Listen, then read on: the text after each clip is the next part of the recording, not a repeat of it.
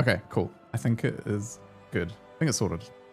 All right, cool. So the last session for me was quite a bit of a turning point, I think, because we had spent quite a few sessions essentially getting directed by the story. It had driven us to this point. And I was really keen that we get to a point where you guys can have a bit of agency, to take back.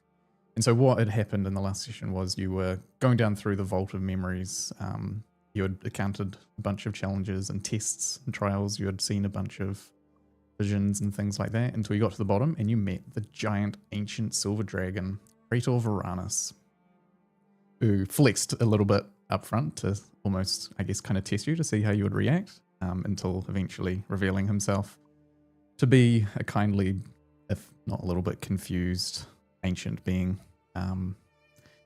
He was immediately caught on to the fact that there were not one but two members of the Silmara family in the group, and he immediately wanted to learn more about the party, and so he took you to this deep dish that he was able to access memories, and you went through essentially the entire story so far since the time that the party had met, as well as a few other little memories from much earlier from a couple of you, the Silmarans in particular.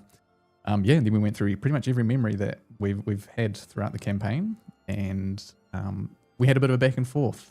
He asked you a bunch of questions, and you were able to ask him a bunch of questions and just learn a lot. You learned a lot about the Empress. You learned a lot about the Karazov, the ancient red dragon, and his relationship with Praetor Varanus as well. He taught you that he believes the only way Karazov could have survived was by binding his soul to nothing and essentially making himself immortal in a similar way that a lich might do it, and that except a lich would normally bind their soul to an item. Karazov has bound it to nothing, so he cannot be destroyed.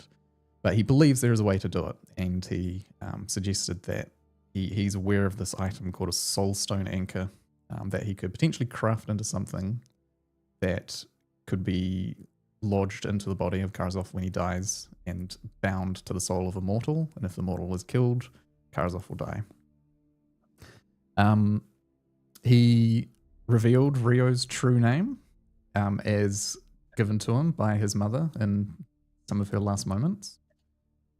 And after a few more little back and forths, you left the Vault of Memories, found yourselves back up alone in the Royal Citadel with a message left from Ayana saying that she's going to back off and thanks you for everything you've done, and she wants you guys to feel comfortable to do whatever you feel like you need to do now. If and when you're ready, you can go and see her and she can help you.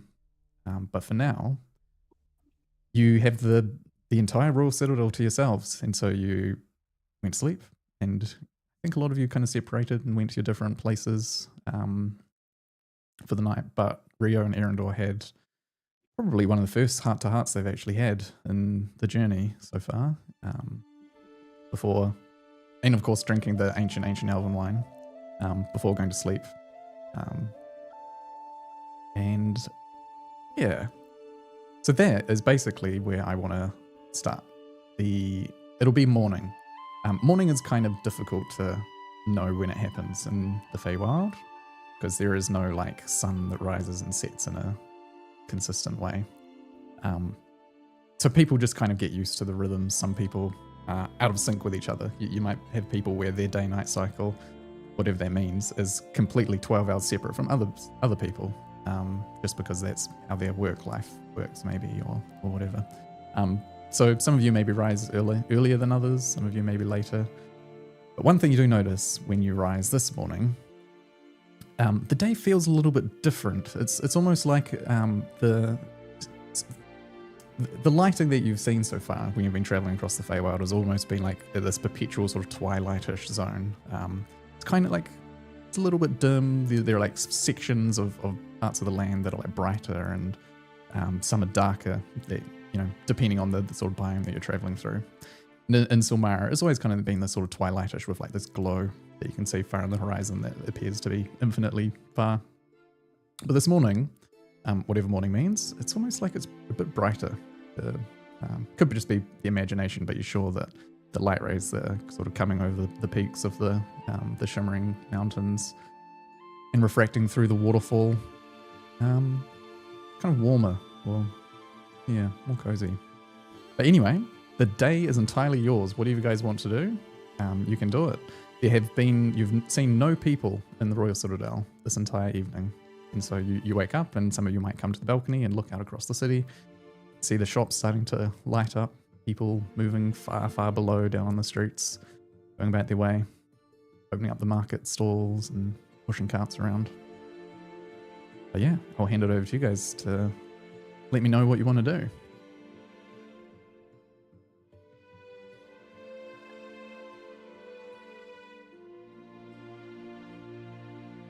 Okay. I wake up and see that the sun is up, and I head towards the royal kitchen, where I stumble upon Rio and Erendor passed out with cups of wine everywhere. Does he? I guess I'll let the other guys decide if he does find them there. Nope. Rio is not there. Erendor has fallen asleep in the corner. At least half a glass of wine still in front of him on the table. Yeah. So yeah, Kai, so you come in and you find Erendor just sitting down in the corner with his cloak wrapped around him for warmth. I try not to wake him, and I try and find some food. I start cooking breakfast. Roll a stealth check, Kai.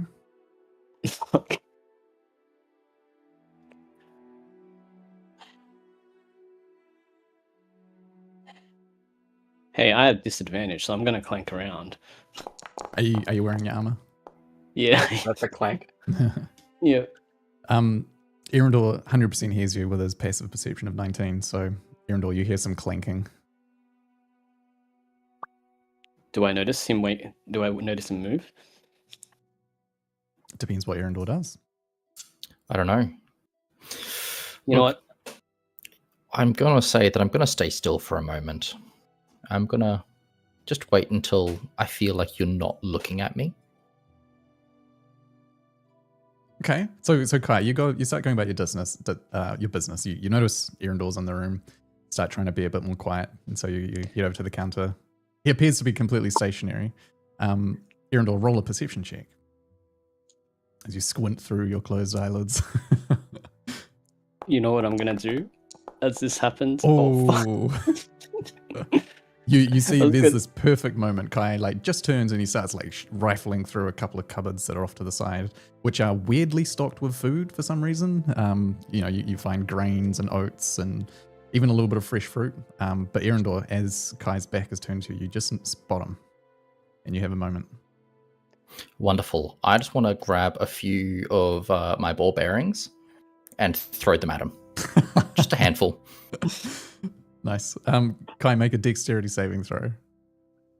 Dex saving throw.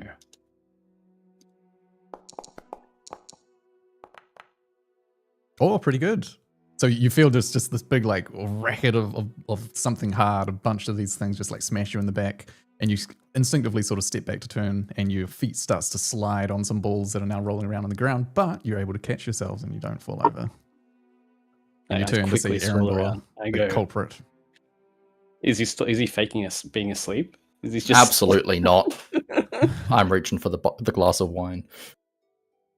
I'm just gonna pick up a ball bearing and just toss it to him. You dropped something. Mage hand catch. You want a bite? I'm gonna rifle through this food stash and see if it's moldy or anything. I'll see if I can find anything good. If the wine is any indicator, the food will be good. And wine keeps good. I don't know if the food, What do I find, Riv, in this pantry? I said royal pantry. There are basically all sorts. There are there's bread, there's oats, there's bits of fresh fruit, like I mentioned, eggs. Are there There's Yeah. eggs? Oh, Yeah. sweet. I'm gonna crack an egg into a bowl and see what it smells like. Yeah, you crack it. The normally the clear part of the white of the egg, it would normally be clear. It's like this sort of purple color, and the yolk itself is green. What does it smell like? Eggs don't have a really strong smell when you crack them. I guess it doesn't smell super different. Is it sulfury or is it just like different? Just It's kind of similar enough, I think. I guess if elves can eat this, I can too. I'm gonna try and make some weird fey French toast. I'm gonna find some bread. All right. Yeah, bread easily enough on hand. Okay, cool. Are you making breakfast for yourself and Erendor or everyone? Yeah. Well, I'll make enough for everyone. Yeah. Sweet. Cool. Would you like to roll? Medicine, isn't it? I guess we get poison. Probably not medicine. Gosh, what is cooking? Cooking isn't really a skill, is it? It's kind of like survival, I suppose, right? Yeah, survival, nature. What was a profession? Like, I reckon survival. Come Right. on, it's totally science. We might die here, but yeah, okay. Pretty good. Hey, I'm decent at cooking. Yeah, that's good. And Yeah. and you know how like Caramelize that egg. hell yeah, you know when you're cooking and like particularly with things like French toast, like there's a timing that you got to get down where if you do some too soon, they get cold and soggy before you finish with the rest of them. So you need to make sure you lay it out all properly so that you can cook them all and make them all hot all at once. And you nail it so they're all ready to go. I mean, I think the sounds of this starting to happen and people maybe get the smell. Donda finds himself coming in, unless there was anything else along the way to the kitchen, Donda, that you wanted to do. Well, Donda wakes up screaming. Okay. From a nightmare. Can I give the other guys nearby roll perception checks to see if you hear it? I think Donda probably found a room that was reasonably far away, so let's put it at a DC 13.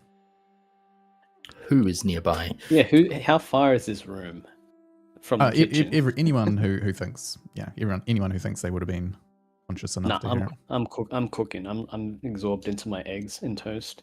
Yeah. Erendor, you can roll it. Yeah, you probably can. I will. I'll roll that with disadvantage because Kai ain't quiet. Okay. Hey, good food is not quiet. Which roll did you want? Perception. Yeah, okay. Disadvantage because he's still asleep.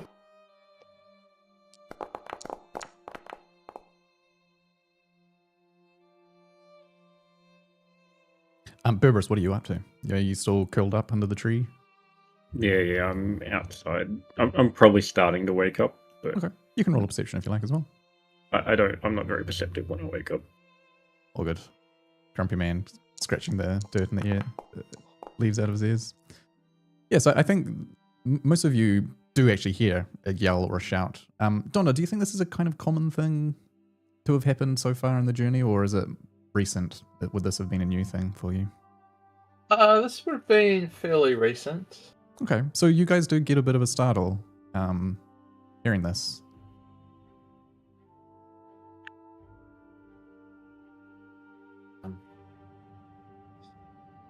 I guess Burbles under a tree will sort of wake up, crack one eye open. And just flick the wrist and send the owl off to find out what that screaming was. Flying down through the hallway and so on. Yep. Yeah, nice. Yep. Erendor gets to the door, and just listening. Yeah, listening, looking out, and you see Donda starting to come down the hallway towards you. Morning. It is, yes. I smell food. Is it good? I don't know. He's not giving me any yet. We should go take some. I start plating the food onto the table. Nice. Right, and Beerus, you can follow the Yeah, owl. the down owl and- would have passed, seen food in the kitchen, and and you would have alerted. gone running. So you all gather together and start having the feast that Kai is making. Rio, I think you would eventually come after smelling it, since you've been nearby. Yeah, I guess that woke me up, I guess. Mm-hmm. Right. I'll find one of the half-empty bottles, and pull the cork out with my teeth, and just swig from the bottle of high vintage elven royal wine Yeah. with my Hey. breakfast. Does Beerus like fancy wine, or do you think it's a bit of a yeah, this is too much? Wine's wine. I'm even an uncultured palate can probably go, oh, this stuff's pretty good. Okay, nice. All right. And then you all find yourselves gathered in the kitchen, having what feels like a very nice meal after a long, harrowing few weeks. Factory just crashed. Or forge just crashed. Kicked me out. I'm going to take a sip of one of those bottles, and then I'm going to pour myself a glass of water.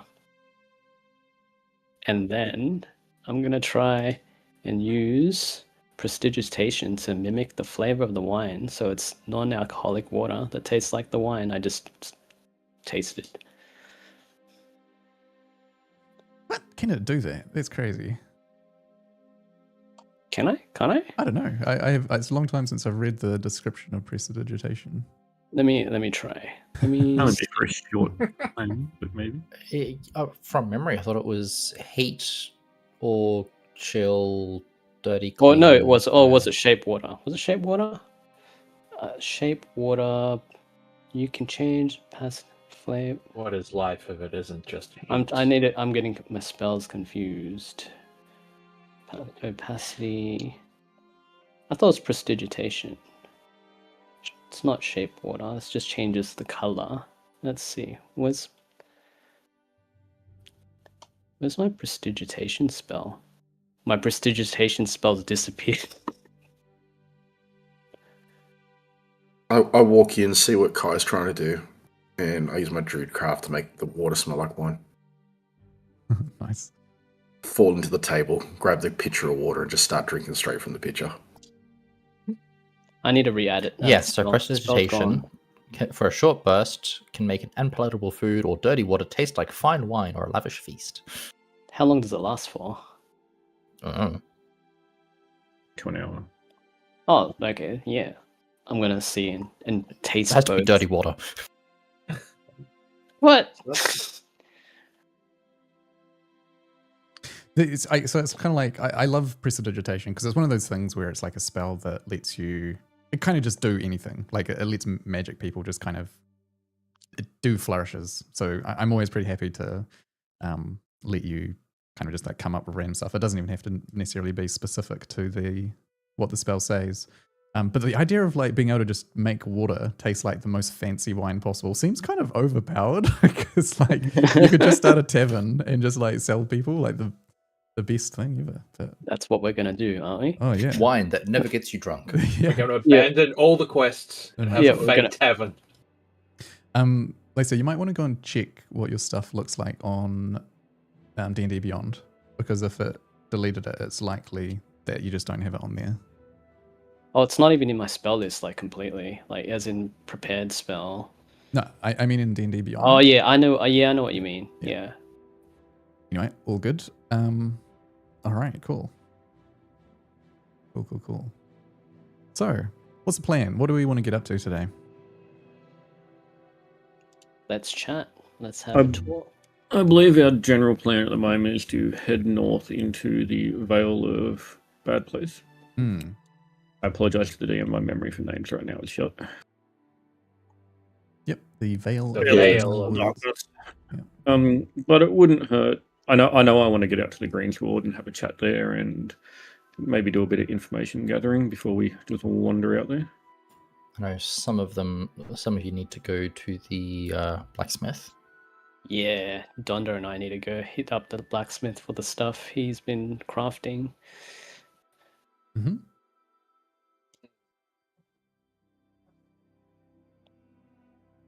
All right, Rio? cool. Or should we call you Prince Riordan. Rio will be fine, please. All right. Your Highness. What are you doing today, Your Highness? Just that's a ignore joke. them both.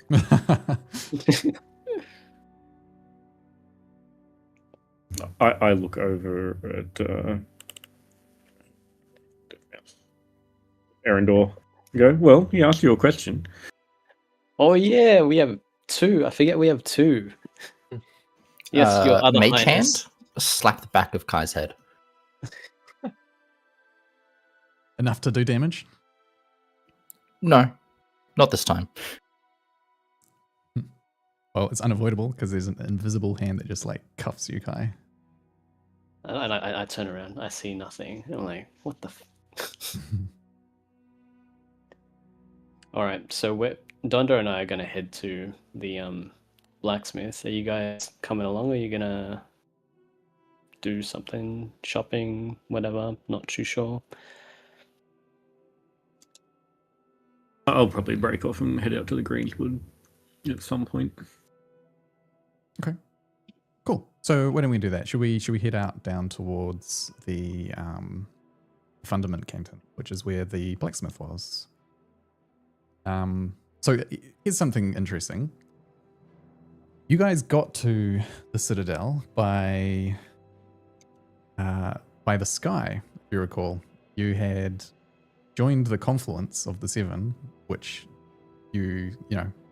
which was the joining of the seven core buildings of each canton, and you came down from the central peak, which was like the actual top part of the Royal Citadel. That's where all of the buildings connect to. And so you in theory actually don't know how on earth to get down, but it's kind of obvious because as you start to explore a little bit and trying to find your way out, you can come out onto these like beautiful big balconies that look out across the city, and kind of looking down, you can see there's this massive bridge that sort of spans this like a deep pit that goes around the entire Heartstone, which is the big large chunk of stone that the Citadel sits on top of, which I believe did they tell you? Did Praetor tell you what that was? I think he did, right? Does anyone remember? Rachel, tell us what?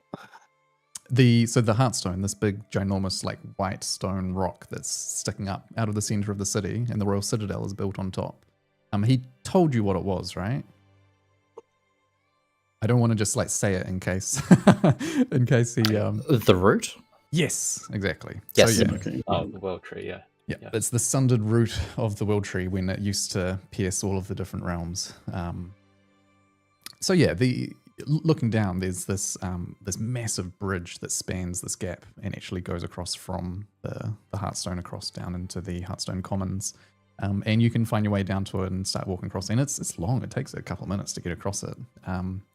And as you start heading over, you see a few people who are milling about in the nearby markets, kind of like look in your direction. 'Cause not every day you'd see people coming down there. How do you respond to that as you see people starting to look your way? I'm still carrying my goblet and I'm trying to do my shape water thing, but but as the water drops, I'm gonna do something else. I'll message you. Right. I'm gonna elbow Rayo and then start doing the royal wave. The like the queen one. Yeah, the Queen hand. one? Oh no. I just drop a couple of paces back and just make sure my hood's up. Hmm. And I'm like, you pricks. Yeah. Well, the people here in the Commons don't seem to be wanting to get involved with anything.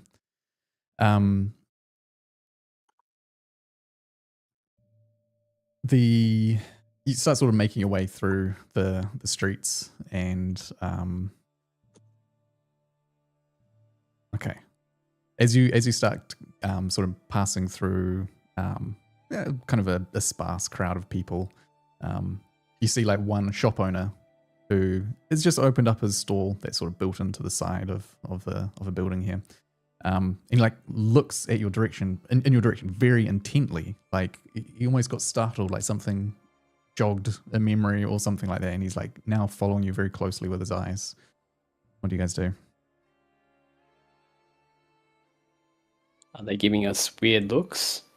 Yeah, there are a few people giving very weird looks. A few people I- are kind of like looking around up at the sky or something, and yeah, there seems to be a bit of general confusion going on. I'm just gonna say, feels like we must not seem common to be common people around here, considering we dress differently. We might need to get a change of clothes or something. Also, probably the first people that walked out of the royal palace forever. Oh, that's true. How did we get down?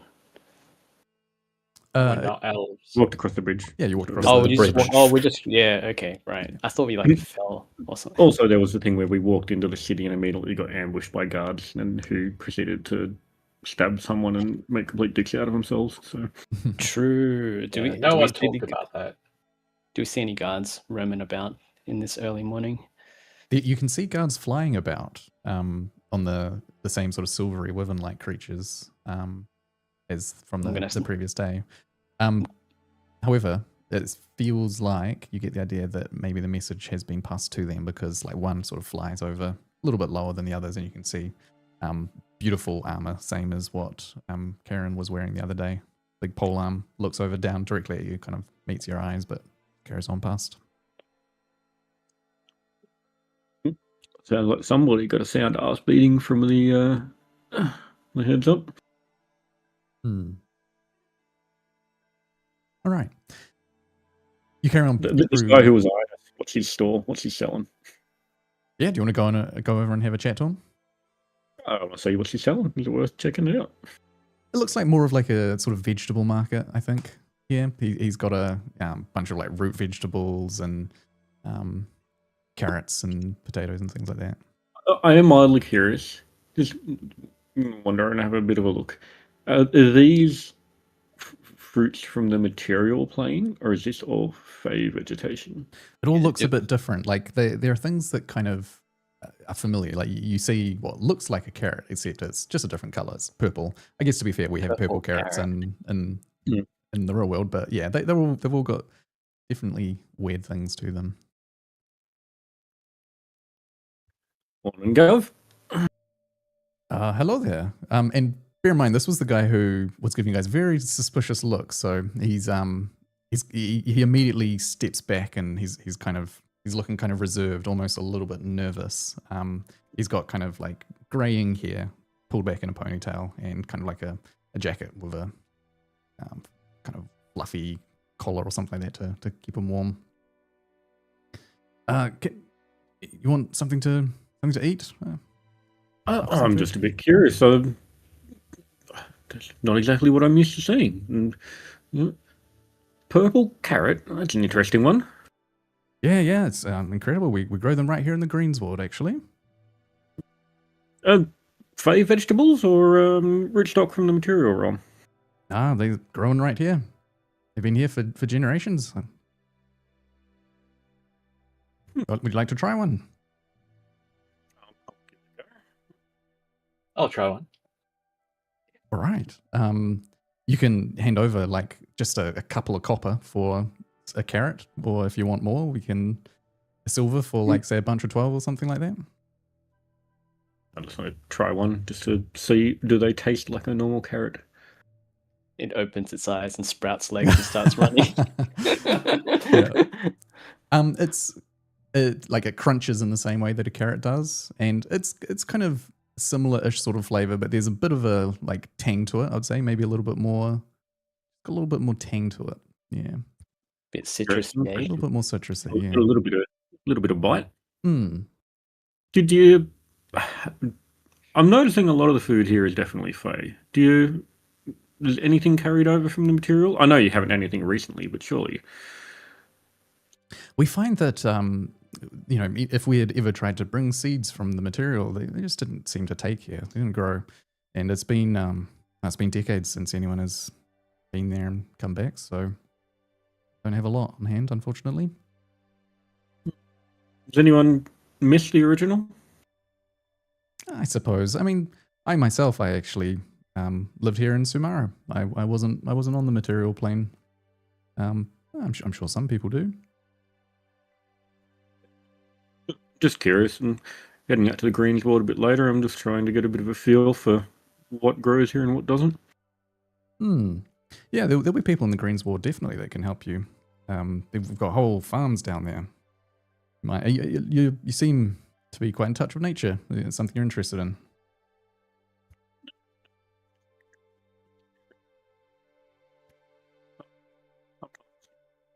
Feel a home. Did Vale's mic cut out for anyone else? I didn't hear you. Sorry, Dave. Yes. Yeah. As I was saying, yeah, things are a bit different here, but sometimes you want the taste of home. Yeah. You're missing it, are you? Feeling a bit homesick? You're one of the, and he like sort of leans forward a little bit and starts whispering quietly. You're one of the ones that came through recently. That the city's been buzzing about it. What's it like? What's been going on back there in Valtora? More of the same. More of the same. No matter where you come from or where you go, it's always same shit, different smell, as they say. Is it? Do you know anything about this Riordana person?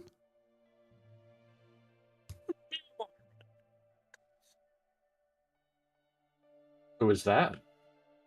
I don't know. I just it was so odd. Just before I was just setting up my shop and I look over and I see the group of you coming down across the Bridge of Recollection. And I just hear words in my mind saying things like Riordana has returned, the daughter of the Sulmara. I assumed it must have been related to you all. Do you know anything about it? I just look at him and just give him a wink and just tap the side of my nose. I understand how it is. You can't go making too much noise if people start to get a bit excited, but big changes, big changes.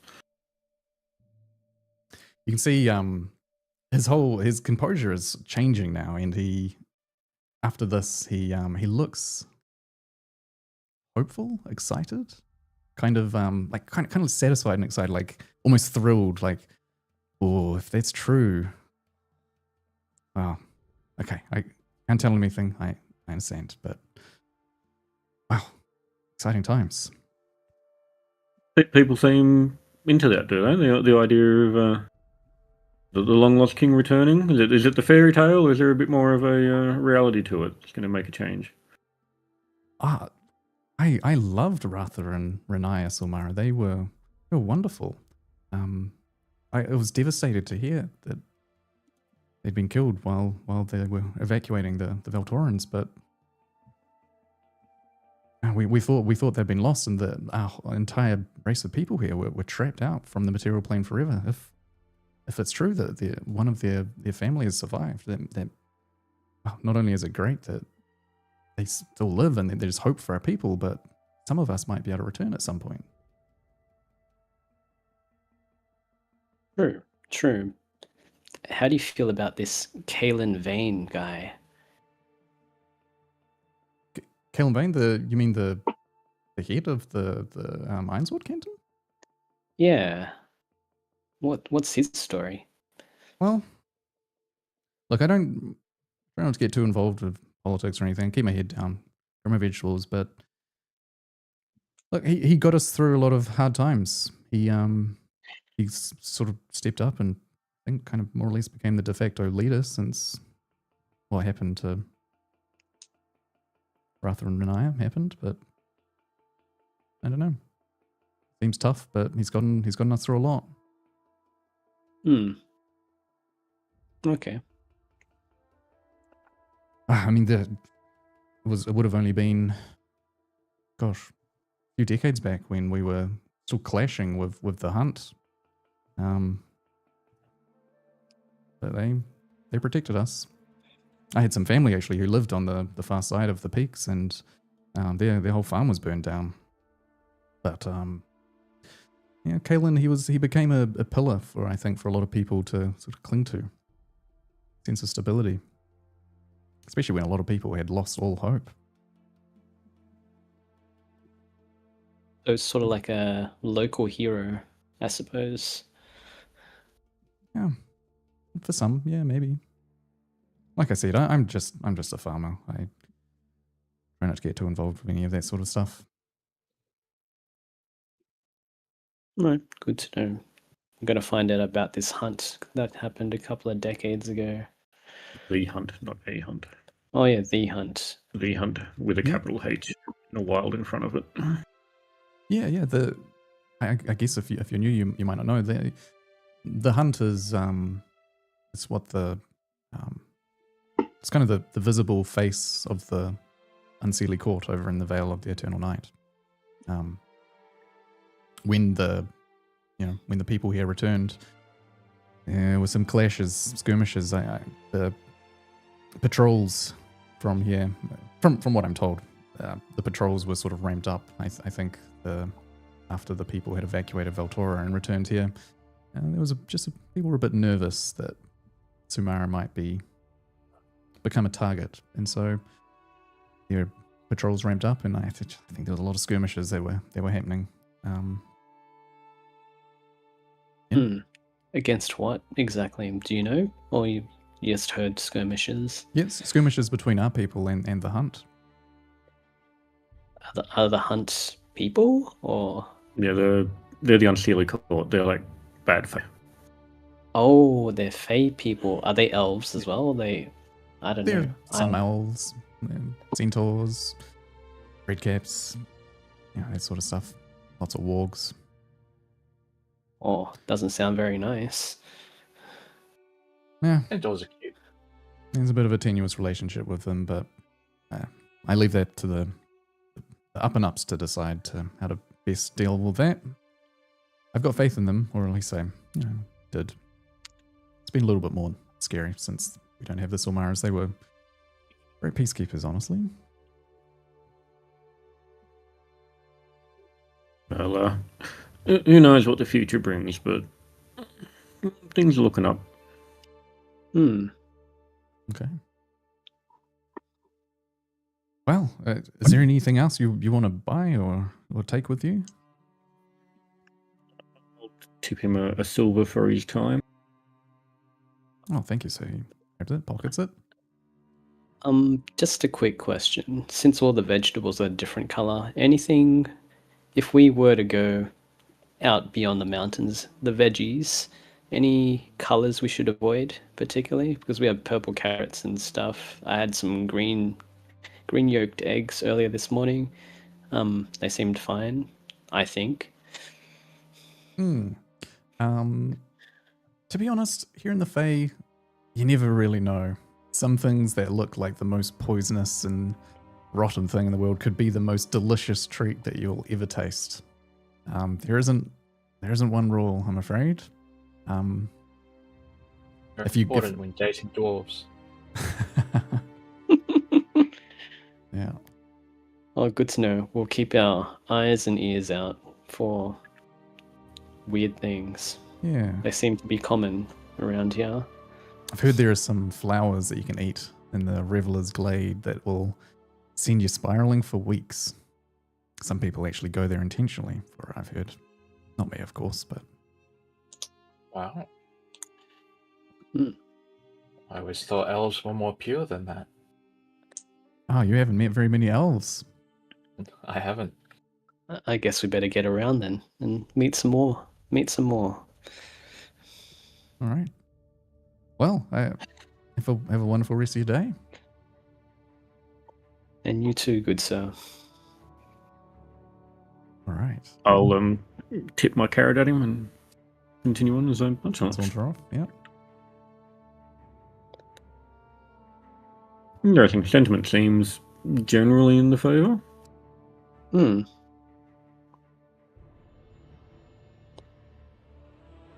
All right.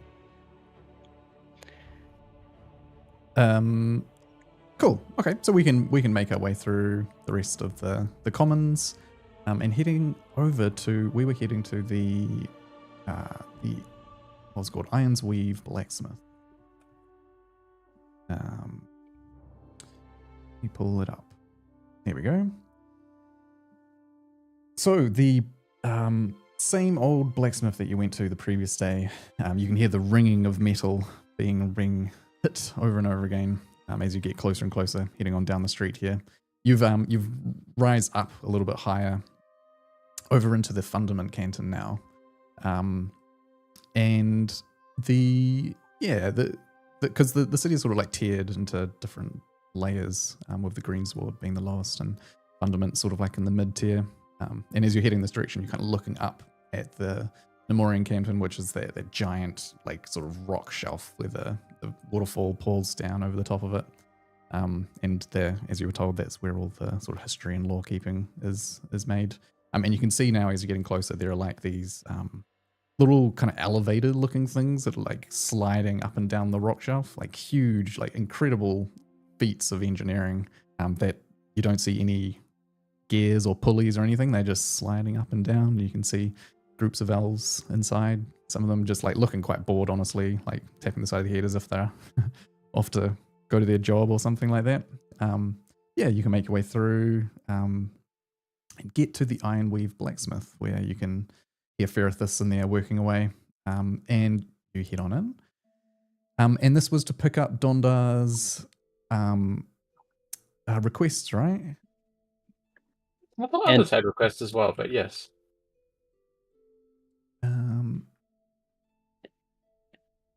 Did you order something as well, Kai? I thought it was just Yeah, it was a half mask, a deer half mask. a deer half mask Yeah. out of Fey metal as well. No, it's just normal metal. It doesn't have to be out of Fey metal. I didn't want a Fey metal one. Yeah. Okay. Do Maybe they that's have normal metal? I don't know if they have normal metal. It was just a light mask that looked like a deer. yeah. When he put his hands on my head, remember? Yeah, cool. That must be why I didn't write notes for it then, because the Fey metal stuff needed like special properties. So yeah, I think with your deer mask, all good. I think we'll just give it to you for 50 gold because there isn't anything super fancy about it, but it's required some custom craftsmanship. So you can add that, and you can create whichever item you like in the thing to add your sheet. Sure. Yep. And for Donda, you can pick up your headband. So I can add this to your sheet for you. There you go. And so it fits perfectly around your forehead. Sort of leather around the sides, simple and nondescript, and then like on the front of it, it's got that designed Fey metal sort of inscription to cover up your runezar. So I've added that to your sheet now, Donda, and you get the feel there's something. It's not necessarily magical, but sort of Donda's, I'm sure, kind of constantly thinking about magical things, and you get the feel that there's something when you start to like draw on the arcane. There's something, interfacing with it, interacting with it, that you can see, and particularly because the headband is sitting right on top of your arcane focus, you feel something there. So feel free to have a look at that. And then you also had after he gives you the headband, he goes, and of course the other item. He brings over, and this one is there's a little leather package that he's wrapped up kind of nicely. Put like a little silvery sort of pin holding the leather down, so it's all wrapped up and secure. So you can have that as well. Chucked a package onto your character sheet. And that should do it. And I think the headband would be 250 gold, and the package was like 100. Thank you. Right. I've instantly forgotten the price. Please remind me. 250 for the headband, the moon quenched headband, and 100 for the package. I'm in retard mode. I needed a calculator for that. You're in. I have passed it on. Yeah. You are in food poisoning mode. Yes. Yeah. Thank you very much. All right, cool. Anything else you guys wanted to do in terms of shopping or equipment or anything like that? Let's hit up the magic shop. We've never seen an elven magic shop before. Through a Verithus magic can shop? point you in a direction. You'd need to head over to the Etherean Canton, but he does warn you that you're unlikely to find many useful items for sale here because of the nature of what has been going on. Anything that is powerful and valuable has been used by the military, essentially, for defense, that sort of thing. A lot of people who had gone through back to the material plane in the Emerald Ceremony had taken a lot of items with them as well. Ah, Yeah. okay. Would they find common magic items, or It's possible. You can go and try and find something. I'm gonna ask Ferrithus, would there be any like occasional rare auction houses that they auction off magic items every few years as they collect them from the surrounding areas? I don't know. An auction. Not that I've heard. Usually, you'll find with very powerful magic items such as those, the people who get them tend to hold on to them as precious items as they are. Hold on to them as tightly as possible. You do find the odd broker who sells them, but I've never heard of a open auction for that sort of thing. You might have to go and try and, if you are really interested, talk to some of the more wealthy or nobles and see if there would be anything they'll be willing to part with. But Right. That's good to know. On the flip side, if there's wealthy people, there must be also poorer people. Are there like people who like, are there like thieves around here and like underground type people that steal things, since these magic items seem to be very uncommon? you see Therafis kind of like looks at you in a roll. He gives you a bit of a dark look. He's like, why are you assuming that I would know that? Maybe a just a- persuasion check would help. It's just a random question that I just thought of. Like, because you brought up rich people, and then you told me that magic items are rare, so they're valuable, and then people would want valuable things. So sometimes people get jealous and they kind of want stuff, so they'll end up stealing it if they don't have stuff. But that's just my brain. There are definitely people that are not so well off. There's some crime. Generally, you'll find that the guards, the protectors on high, as he points out at a swooping wyvern that goes past, generally tend to do a pretty good job at keeping things on the up and up. But I wouldn't know anything about any organized crime down here. Yeah. If anything, it's probably down in the commons. But I'm just worried for people like us as I look at my shield and I look at Erendor and Dondar all carrying magic items. I'm like, we're kind of like literally walking treasure chests, you know? Like, if something were to happen, people would get rich really quick, and we stand out a lot right now. Well, now we do. Yeah. Well, friend, Sumara is probably one of the safest cities you'll ever visit. There isn't a whole lot of anguish here. We don't let people suffer needlessly. And so therefore we don't have a lot of organized crime. I'm sure there are some people who get into quarrels and disputes, but we tend to look after ourselves a bit better here. It's not like your human cities back in Valtora. You can say that again. Even the kids steal our stuff. Is that right?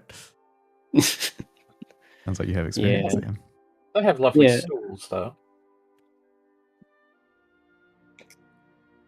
It's good to know. It's good to know, Therapist. All right.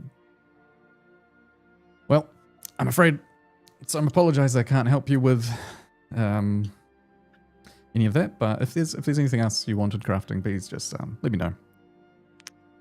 Sure. Is there any common clothes stores on our way here between your store to the Greensward and Ethereum? Yeah, I think I know of a few. Do you want to roll me a d20, Lisa? Okay, let's I've go. got a table of randomly generated names, which I thought might be fun. Dice roll 1. Yeah. Oh. All right, cool. Yeah, he tells you that there is a store called the Moonglass Atelier, which is on the way between here and the Etherean Canton. It sort of like skirts around in the middle of the Heartstone Commons and the Greensward. Cool. Let's head there and get a change so we don't stand out so much. Does everyone agree? I like standing out. Not a bad idea. I don't. I feel like too many eyes on me. Makes me feel uneasy. Fair enough. All right, we can head there. Would you like to? Is there anything specific that you're after, or is it more of just like a general outfit change? As I'm walking down, I'm just seeing what people wear compared to what we wear, so we kind of blend in. I just get a feel of roll a perception check. Is anyone else looking as well?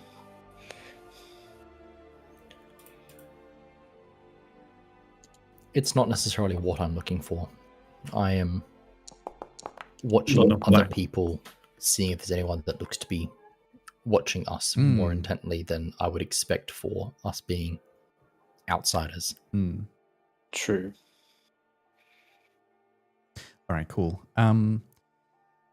So you see the sort of attire that people wear over here is a lot less kind of harsh and practical, I guess, that you'd see back in like the human cities, where humans would wear a lot of if anyone was wearing armor, it would usually be leather because most people can't afford chainmail or plate or anything like that. A lot of like worksman clothes people would be wearing with like tough, like dense linens and things like that. Here you see a lot of sort of flowing robes. If there is like a more sort of mercantile class of people, a lot more robes, silky sort of clothing, lots of sort of shimmering colors. Anyone that looks like a worker.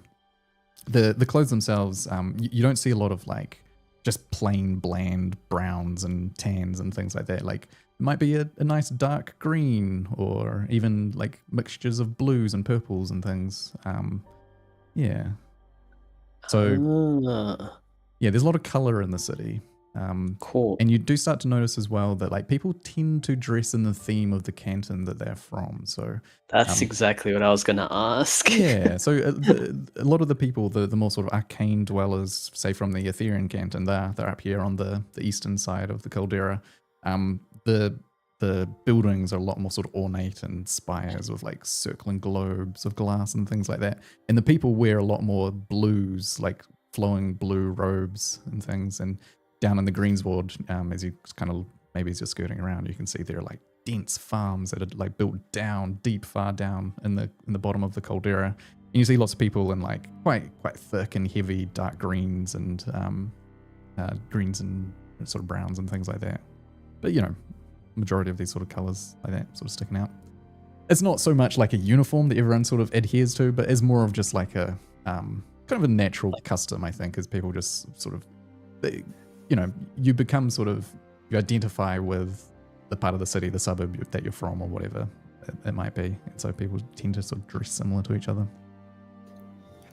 So yeah, Do which you color do you share pick? this learnings with us, Kai? Yeah, I do. I say it out loud. Oh, Um, not aloud. I guess I say it Yeah. quietly. I go, there's people wear these colors. They kind of like match the cantons in a way. Like, I would like to think back and see if I can pull out any color that seemed to be more frequent in any images or themes within where we were staying last night. in the Citadel, you mean? In the Citadel, yes. Oh, so if you like found like clothes and drawers or things like that.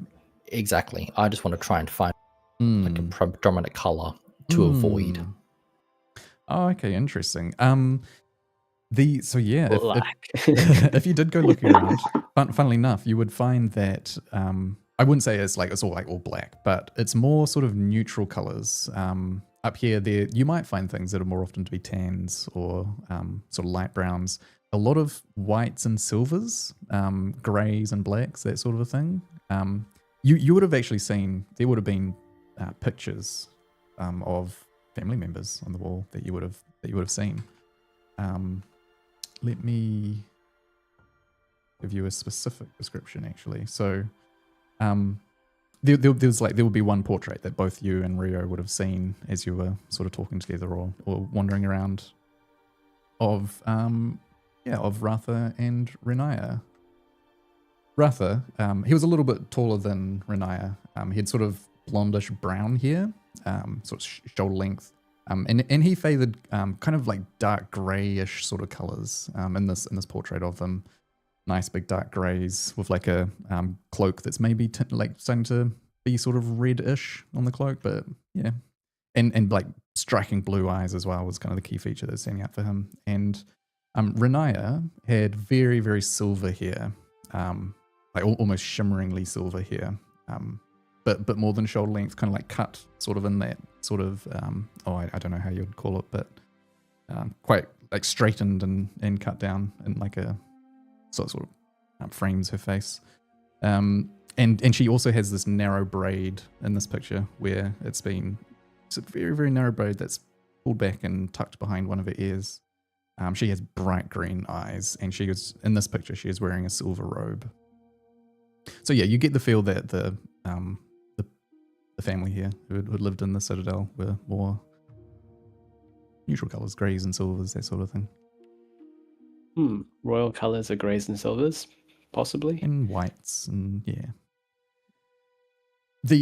I guess you probably get the feeling that they try not to show any preference to any of the circles, right?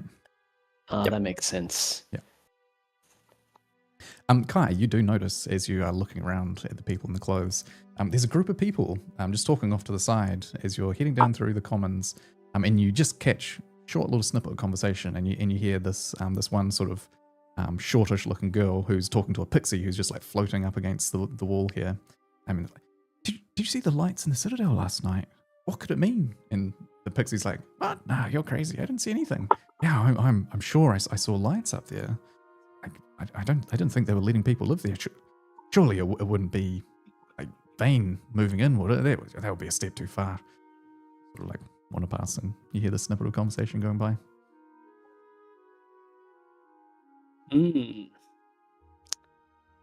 Looks like the meeting has been noticed last night. I heard those pixies talking about lights in the sky. They were meaning in the Citadel itself, like the windows of the Citadel. Everyone would have seen the confluence because the flying buildings are kind of hard to miss, but No. Lights in the sky. I don't know. Kai's kind of dumb. I don't know what they're talking about. Doesn't Kai have like 20 Arcana or something crazy? Yeah, Arcana, but int intelligence. Yeah. You're not great. All right. So we were going to the Moonglass Atelier. Yeah. Which sort of colours do you think you're going to pick? I'm going to find myself a nice, kind of like a yellow robe. Something that resembles what the healers were wearing. Yeah, you can easily find such a thing. Cross off like 10 gold. Depending on how fancy you want it to be, you could go up or down. Oh, just simple. You want it to be simple? Simple is best. Yeah, I don't want to be too flamboyant. If you want it to be simple, then yeah, drop it down to like 5 gold. Cool. Is anyone else going to buy more natural looking clothing as well?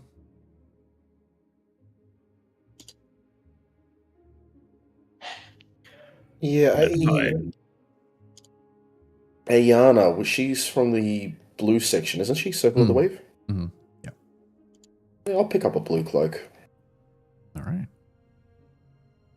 Yeah, cross off 5 as Instead well. of my standard brown one. Yeah. 5 gold, yeah? Yeah. I thought you wanted a grey one or a silver one, Rio.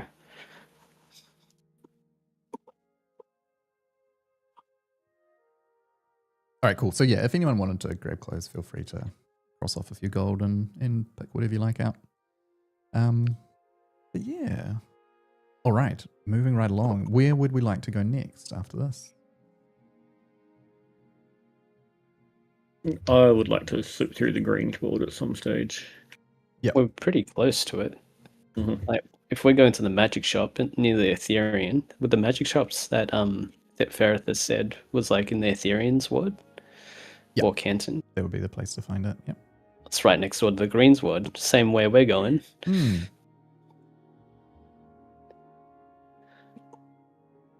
All right. Cool. So should we pop down into the Greensward first, or are we going to split the party up? If there's a magic shop, I'll have a look see, so I won't split off for that. Yep. Okay. Cool. So we can. So for the Greensward, you have to like go down into the lower section. So to get over to the Ethereum, you can sort of pass up and through the mid tiers. And then we can head back down to the Greensward afterwards. Whichever is most practical in terms of moving. Yeah. All right, cool. So the Verithus could have pointed you to the Diminished Trove magic shop. And as you come inside the store, this is sort of like lower down in the inferior canton. You don't have to go too far up the side of the mountains here. So it's probably more practical looking of a shop. It doesn't have like big sweeping spires and, overly. Oh, wow. Cut out. Oop. Yeah, mine blew up as well. Damn. Yeah. Critical failure. Love to see that. Mine still works. Raven's dagger of warning. What's happening? We're under attack.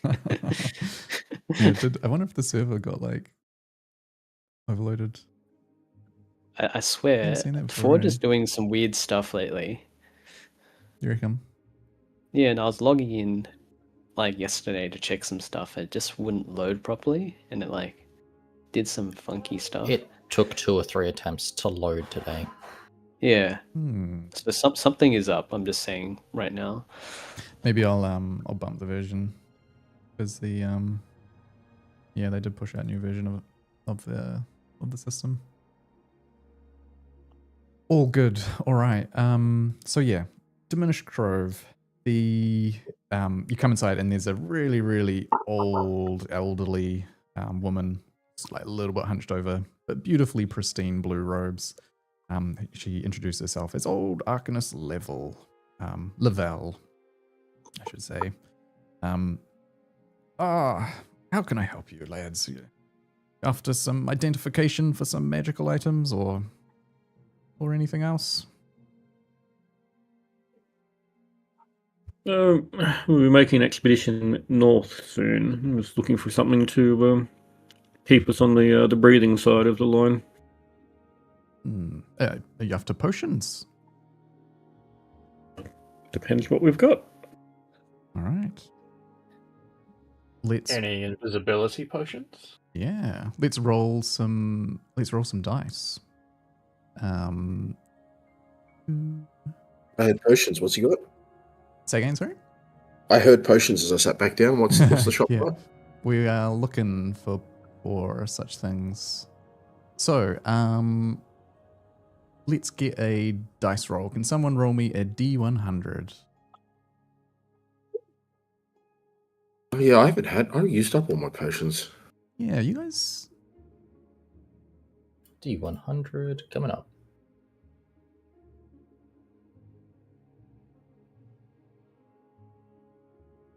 $51. That's Right. bang in the middle. She pulls out a vial, so heads off to the back and starts rifling around. You hear glass clinking, and she pulls out. Can you actually roll me another 2 as well?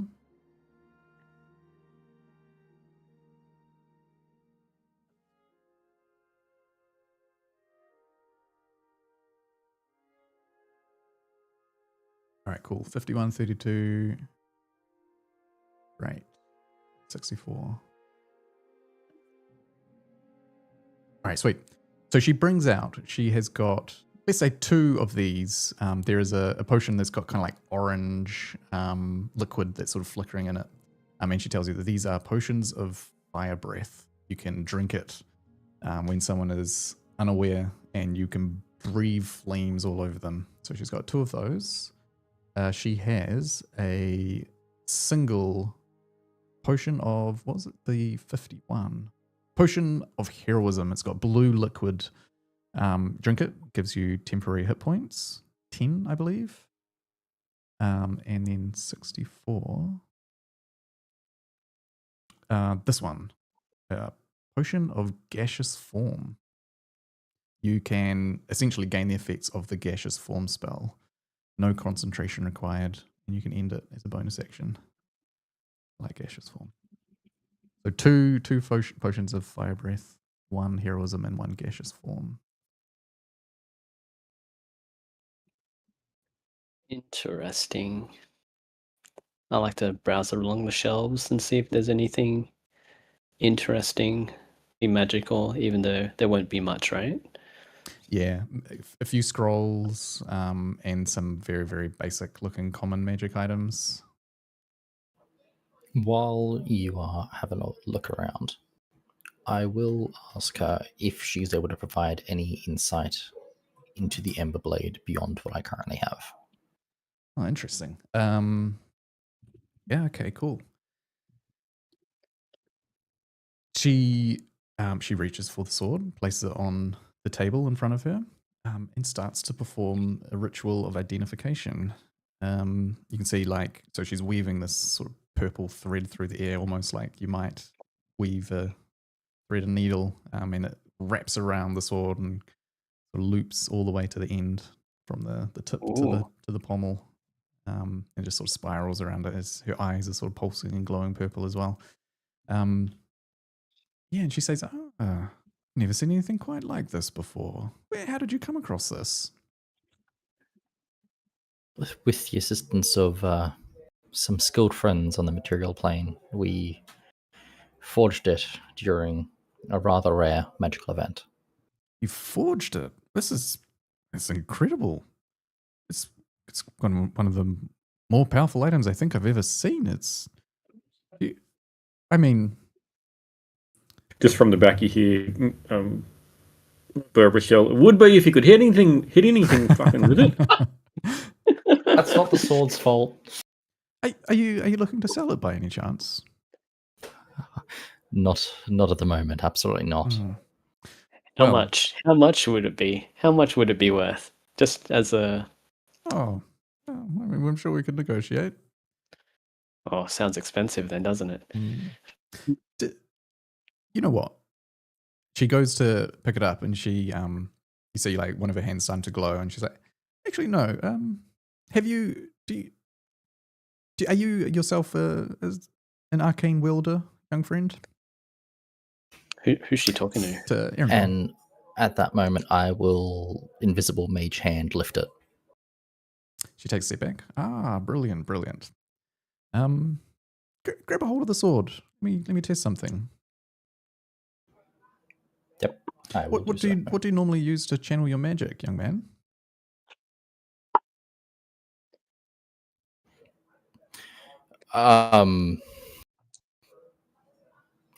Your mind. Yeah. My hands. What is the channeling tool for an arcane trickster? Yeah, One chooses the wizard. it should need an arcane focus, right? I need to log back in as my other user. I thought only the full casters needed an arcane focus. The half casters just picked it up as they went along. Does it not have like a component pouch or something? Here, I can crack open Component power. the rogue. Have a look, see. Rogue's No, material component pouch. Yeah. Yeah. Yep. All right, You cool. can use one for your wizard spells, Mhm. but generally it's just use a pouch. Yeah, so we can just say that you've got like a small bag that you keep on your belt or something like that you've been using. Yep. So for any higher level spells in a cantrip, you might reach in and chuck out a component and That's what you'll be casting. Your things like invisibility and whatnot. She says, place the component pouch on the table. Get rid of it, and cast a spell. Show me something that you know, but instead channel your power through the sword.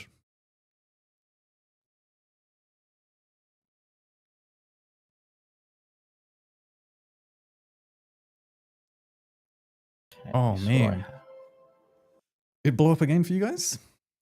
Critical one. What? Nah, it's okay. It blew up for me. But you're noticing weird stuff, right? I'm not noticing weird stuff. It just blew up again, literally. What does blowing up mean? My whole server Flags up? crashed. Yeah. Ah. It's fine. Working fine for me at the moment, but I did get disconnected earlier. Ugh. Yeah, it's all right for me. Seems to be working. The music's not playing, but it's working. Yeah. Yeah, music died a while ago. Annoying. Pay money for this shit, man. Frustrating that it is unstable. Okay, maybe we're back. Yeah, so if you want to cast a spell, Arendelle. I will cast a spell. Cool. Yeah, as you go to cast it, sort of depending on whatever you feel like you're trying to write, you notice that there's a deep ocean of power within the sword that you can immediately draw on to actually channel your magic. And as you do it, it feels like a key fitting into a lock. There's something about this that just fits perfectly. And as soon as you do that, as soon as you feel that sort of that arcane presence in your mind unlock, it's kind of like you see that there is a vast potential to the sword that you're only just starting to scratch the surface of. You get the feeling that if you continue to use it and channel great magic through it, it may grow with you. And you see the old woman sort of like clap as she sees the magic now just starting to channel through it, and the sword itself almost like glows and pulses in your hands. And as you're sort of casting the illusory script, the blade itself gets this like aura, almost like a glow around it. Not quite a lightsaber, but nearly in that direction. Could be like, she says, "That'll be 10 platinum, please." She's happy to do an identify for you.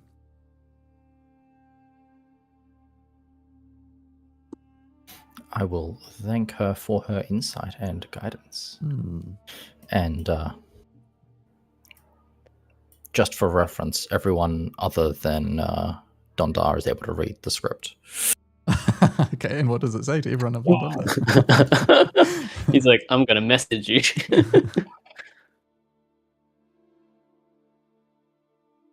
Cool. Oh, I mean, it's purely just about how stinky the dwarf is. The classic. Did you not attune the magical item that I made for you? Is that what you're saying? Oh, I have. Mm-hmm. So the wizard didn't identify the magical items. We had no idea what the damn thing does. Yeah, we did. It was told at the time it was made. You mean the sword? Yeah. I've been given some small bits of information. Yeah. Oh, that's right. The roll decided. Yeah. It was a +2 sword. But it seems like over good time sword. there is more being uncovered. Yeah. Did you want to have a look at some of the other little items that she does have around? If people could roll me 4 D100s, we can see what she has. Each one of us, or just Let's just get 4 total rolls of D100s. D100? I want one. Oh, While people are doing that, Burn a D. I'm going to just beckon to her and say, "We've got another sword here. You may want to protect yourself, though, before you look at it." oh, do you want to see? Do you want to see? I've got another magic sword. This one was taken from someone with some very dark aspects, so just protect yourself. Okay. You want to show that to her without telling her what it is? We're not going to find anyone with greater ability to look at stuff for a while, I don't think. get excited Should and we? I billow my cloak. Should we get one more roll? You do it, Cerberus. Yeah, you got a 100 in you, I think. chair to stand behind. Okay, 100.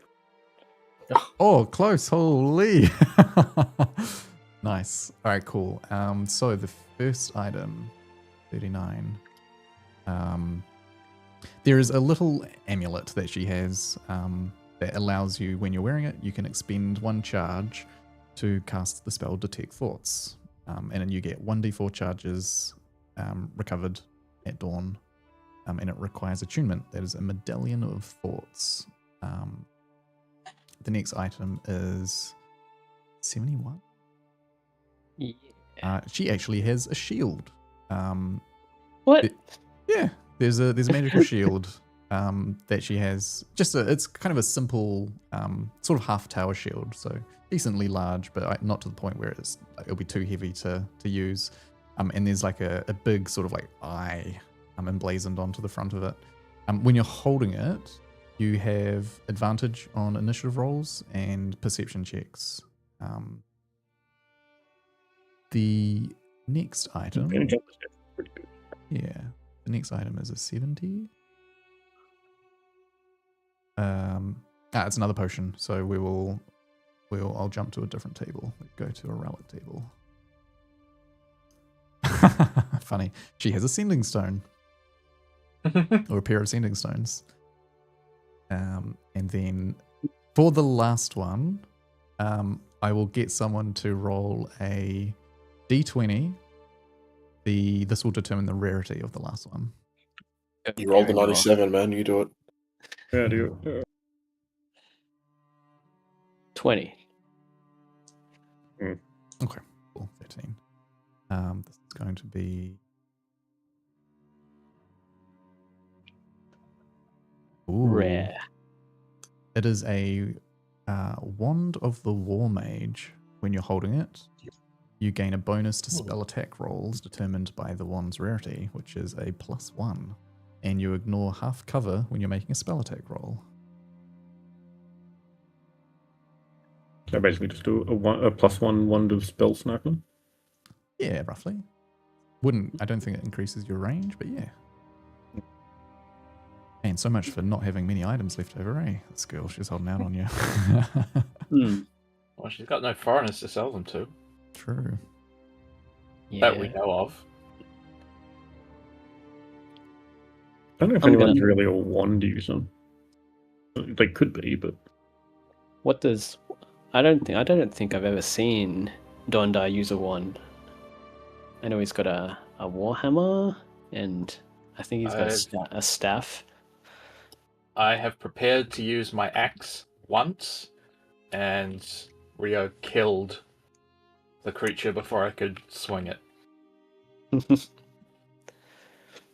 Well, that wand might come in handy for you, Dondar.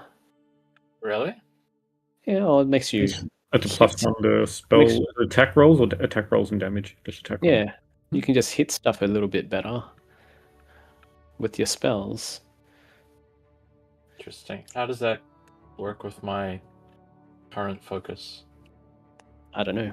Yeah, maybe chat with the arcanist. She It seems doesn't. It doesn't like replace your arcane focus necessarily. It's just as like a.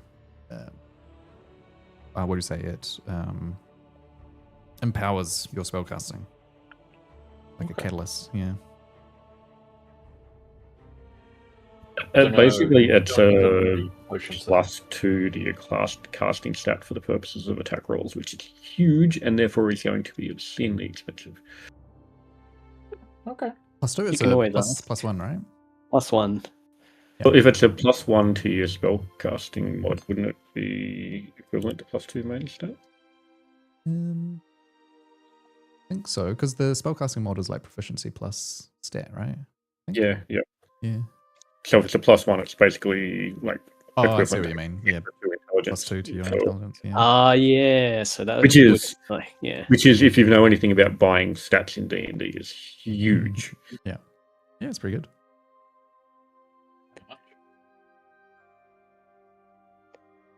Dare we ask how much for the wand of wow? Well, She wants to trade for the sword. Oh yeah, has she seen the sword yet? she No, would Erendor's sword. Erendor's sword, that's what she means. she would part with Oh, the okay. wand for 2,500 gold. How many platinum is that?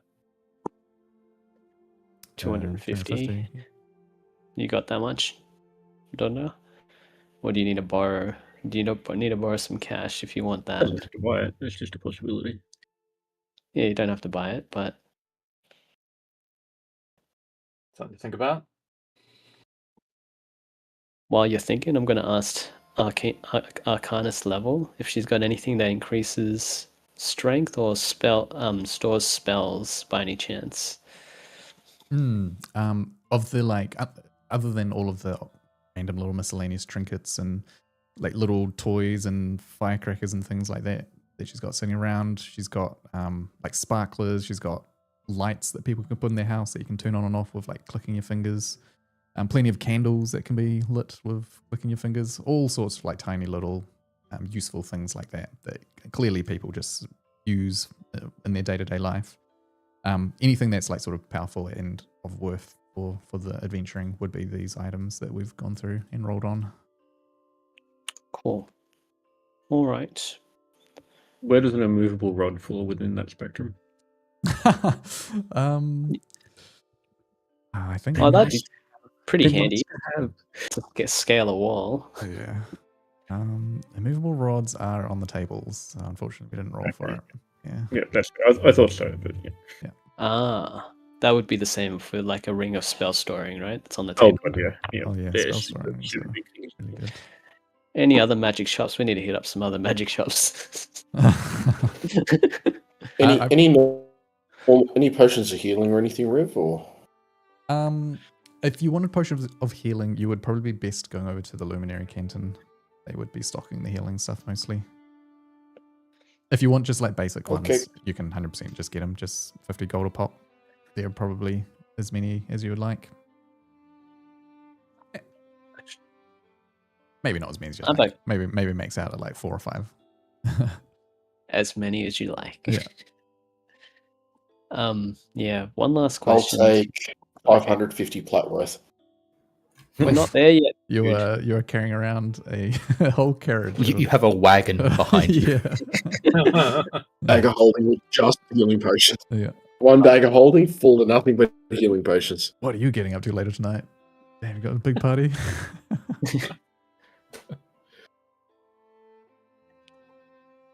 Yeah. I was gonna ask a random question to Arcanist level. Any places where you might get magic tattoos? Ooh. I know it's a weird question, but I just would think. I thought I'd ask since you're very in tune with arcane. Yeah, let me roll for it. Yeah, I think there actually is. There is a place called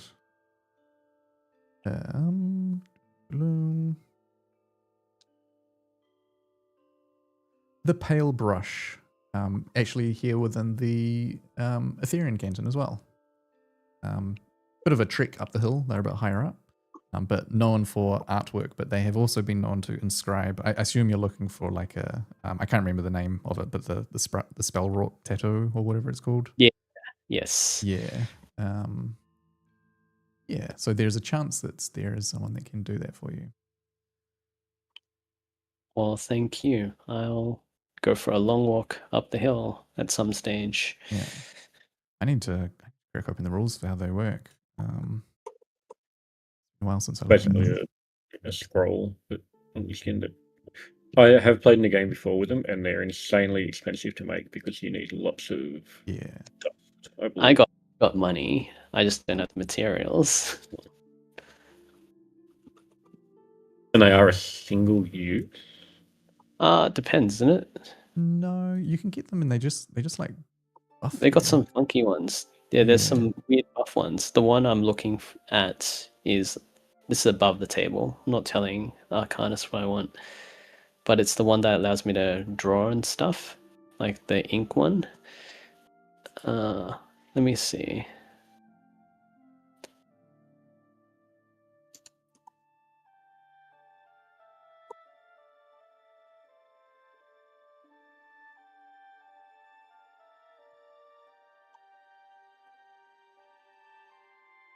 I don't think it's spell wrought. That was No, that's one from Tasha's. That is the single time use.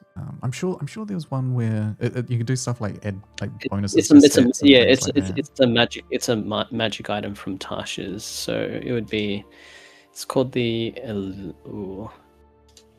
Illuminator's Tattoo. It gives you magical scribing. So when the tattoo is on your skin, you can write with your fingertip as if it were ink, and Previously on Dungeon as if Masters. it were an ink pen that never runs out of ink. So it's I have to attune to it, but it's common item. I will send you a link. Alrighty.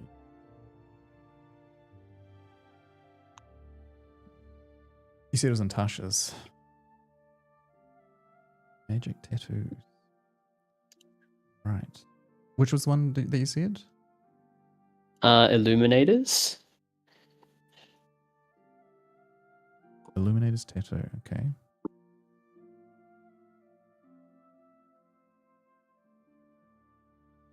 Attune to the item. You hold the needle to your skin where you want the tattoo to appear. Press the needle there throughout the attunement. Turns into ink that becomes a tattoo. Tattooed.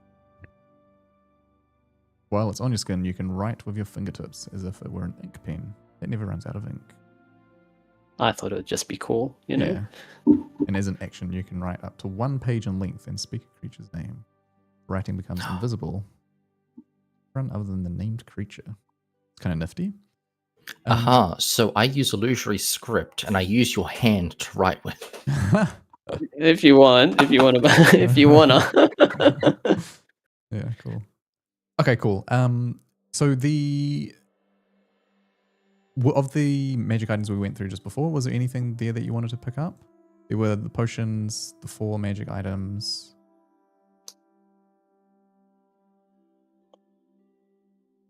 Or we can maybe come back for it. It's a bit pricey. If we make it back alive Hey, on the next adventure, maybe. price doesn't matter if you're alive. If you have to get to use something to save yourself. But I didn't see anything that I wanted. Okay. Cool. But anyone else? Look at everybody else. Was there anything Well, that all right, more eye? power. Give me the wand. You want the wand? Sure. Okay. Cool. So it's 2,500 gold. And do you know where to find it in the? I'll drag it on your character for you. Yeah, it's actually pretty good. Like the +1 to spell attacks is solid, especially for things for as a mage. Because if you miss, you just burn The spell slot. Yeah, and it's done. But having an extra chance to hit is pretty big. Yeah. That's what I thought. Like it's Wow. basically a full ASI point without the benefits to abilities. I'm gonna message Erendor. Now Dondar is stinky and poor.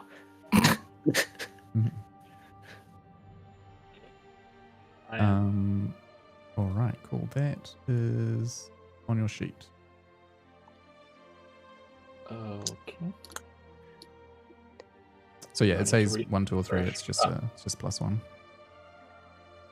Remove Cool. 250 platinum. Beautiful. You might believe you need to attune to it as well. Yeah, you need to attune to it. So short rest, and then you can attune. All right, Then if cool. you don't mind clicking that so it's in chat for us to have a look at. That's if he wants to share. If he you wants want to to share. Don's like, I don't like those elves. They've been I just mean want to to fill me. in my notes. Magical blood note. Thanks, dude. Yeah.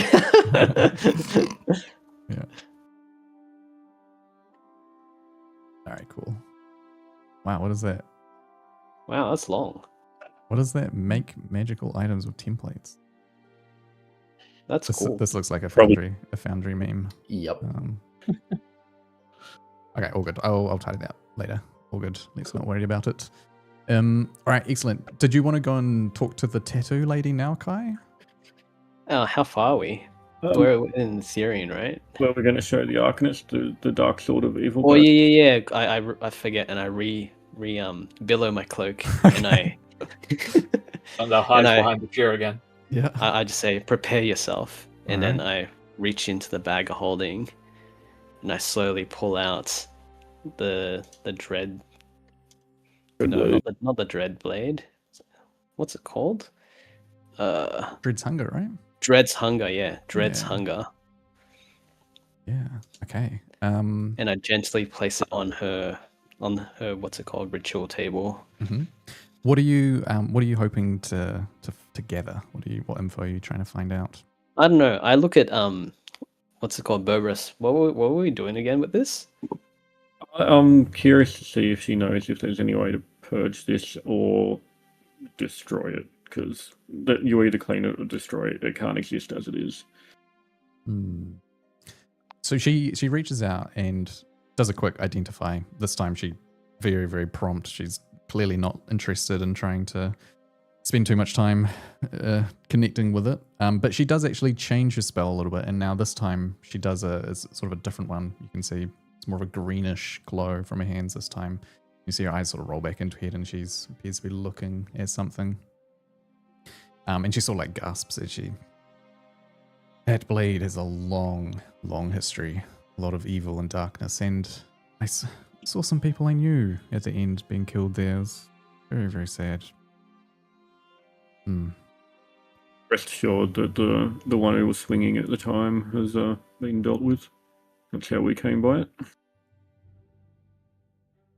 Have you told anyone else about this? The people, do you know who was slain by this blade most recently? I look her, give her a very serious look, and say yes. Okay. Well, I won't ask any more questions then. I'm sure you've heard the whispers.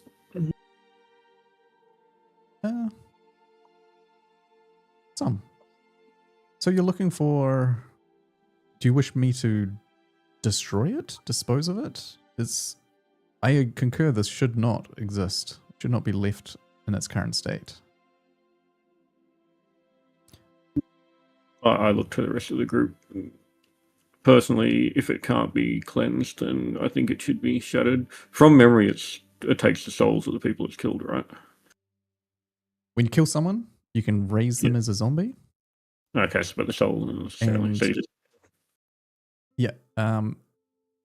Yeah, it's not so much that, like steal souls or anything like that. It's not like Frostmourne. Yeah. I'm not that blatant. but yeah, it's a nasty piece of work. Yeah. If it can't be cleansed, I think it should be destroyed. I don't think any of us are going to be using it. It's old. So we can't ancient. to them if we raise them. Yeah, it was crafted for evil. If we were to try to cleanse it, it might just remain as a ugly old sword. You can leave it with me if you wish, and I can see what I can do.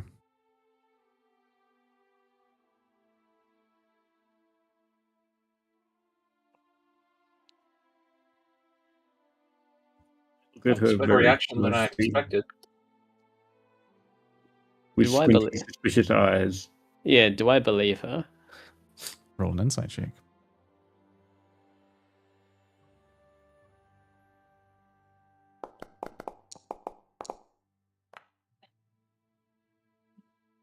Yeah. You see a glint of hunger. No, I'm kidding. Shit. Let's go through. I have a passive insight of 19. Yeah. I think so Oh. too. Yeah. Yeah. I And think a positive of +9. So. she was very, very shaken by seeing Ratha and Renaya being killed by the sword. I don't think she has any intention of using it. She saw it? Would you like us to leave it here, or would you like us to take it away? Well, I'll I've tell you. walked across and just pushed the sword throw it back into the bag of holding. Okay. We're not leaving it here. Fair. Very well. I guess that settles that. Rio wants to Sorry. use that shit, But I'll man. walk back into the corner. Anything catch your eye, Rio? There's not much, but there's some stuff. Some healing stuff. We'll have to head to the luminary. Healing stuff. Any cool arrows? That's all I'm looking for. Oh, is there magic arrows? Oh, no, I didn't see any, but If there was, they would have popped up in the roll table. Mm, true. That's she's all got I'm looking for. stuff in back. Yeah. She might have stuff in back. all of the arrows would have been taken by people through the portal. Oh, back. yeah. Yes. Yeah, like if you wanted to find magic arrows, you could possibly track down people that are like using them over in the like the Ironsword Circle of the Blades people. They're probably people who who have kept them, but you'd need to talk to them to see if you convince them to let you have them. Commandeer them by royal decree. Yeah, Decree. exactly. Yeah. Surely they're a consumable. That would have been more than there was at one time, right? The Arcanist has obviously been equipping people for dealing with the hunt. Does True. she have any, we'll be heading north. Does she have any insight on dealing with the hunt? Yeah, so there's a long history with the Veil of the Eternal Night. Which goes back honestly generations. What can she tell you? I think she can probably tell you a little bit about the way they fight. They've got many patrols that are always pacing back and forth through the deep forests near the borders of where the Shimmering Peaks end. And these groups, the groups of the hunt themselves, often filled with Fey Knights and centaurs, direwargs, displacer beasts, that sort of thing. They roam constantly, so keep an eye out for them. They're great, excellent trackers. So if you find yourselves starting to be chased, don't assume that you'll be able to either outrun them or throw them off your scent. I look at Donda. We might need to get you some deodorant. Dwarf musk can mask anything. Yeah. They will only smell dwarf.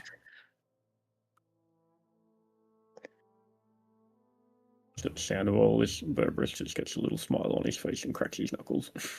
Looking forward to a fight. All right, cool. So should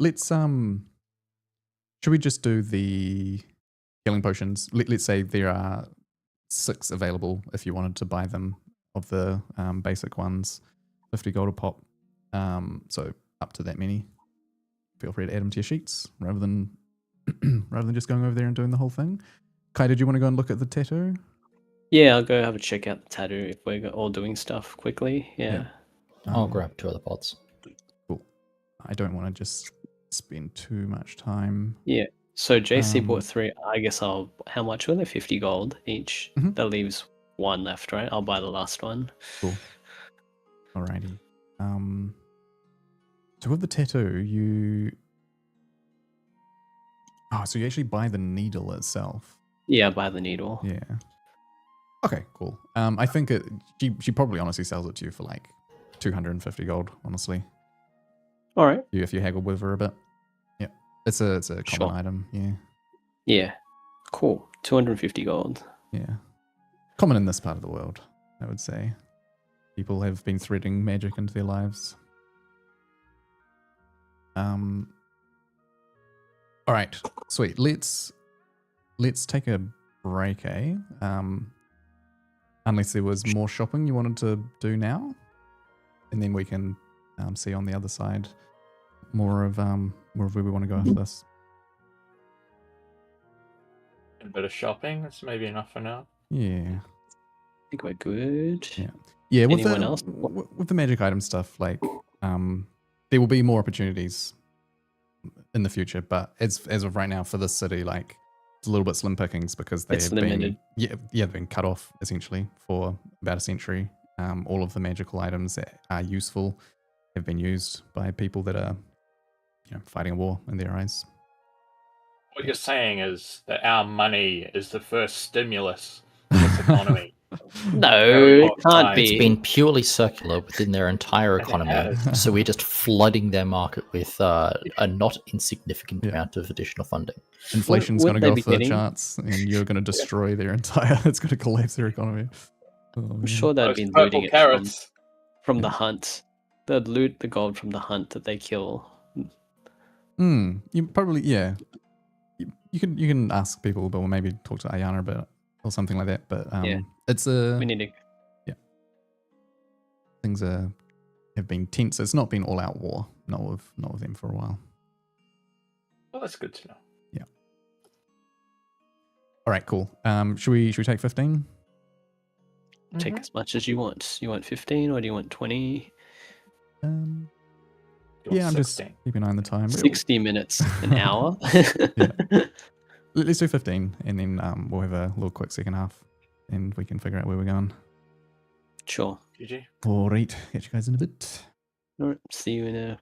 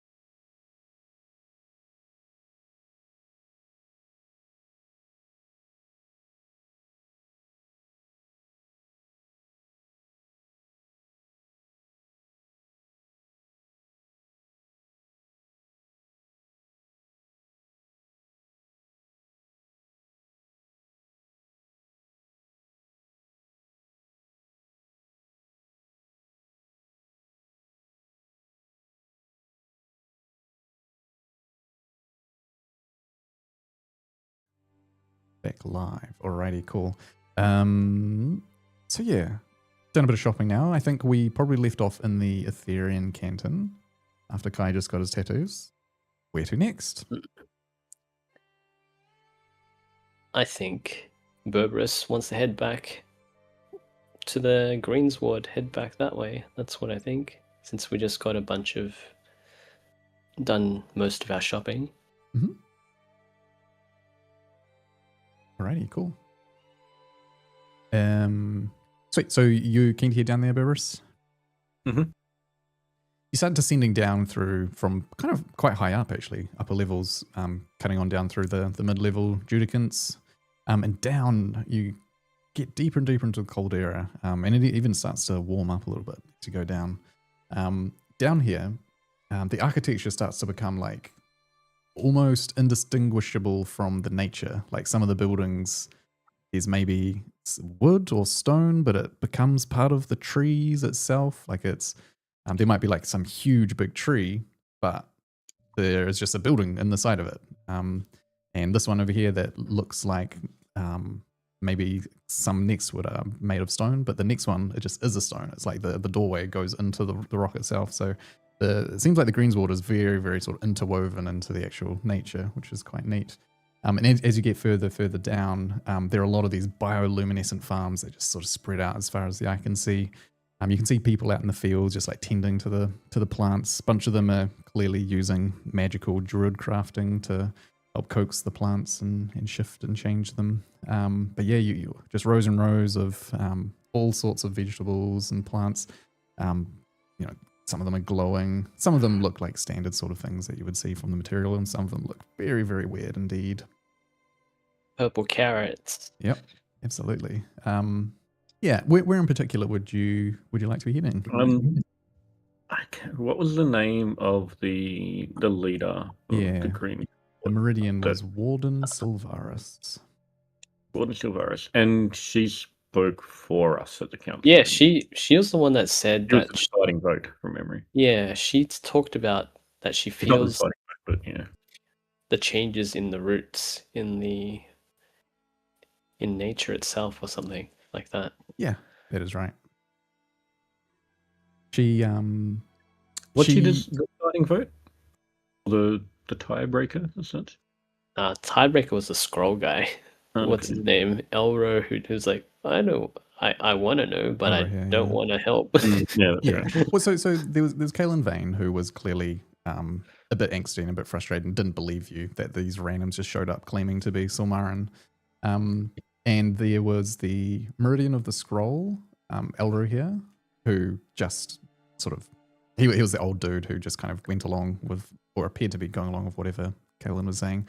And then there was, I believe it was Naivara, the Justicar from the Circle of Scales. She was also clearly very much just trying to back him up, even though Ilithia shot him down in her own area of expertise, the law. Those two were supporting, and I think towards the end, Elro here sort of relinquished a little bit and said, like, well, you know what? If we just take them down and try to open the Vault of Memories, that would show whether or not it was true. And after that, Kaelin sort of stormed out.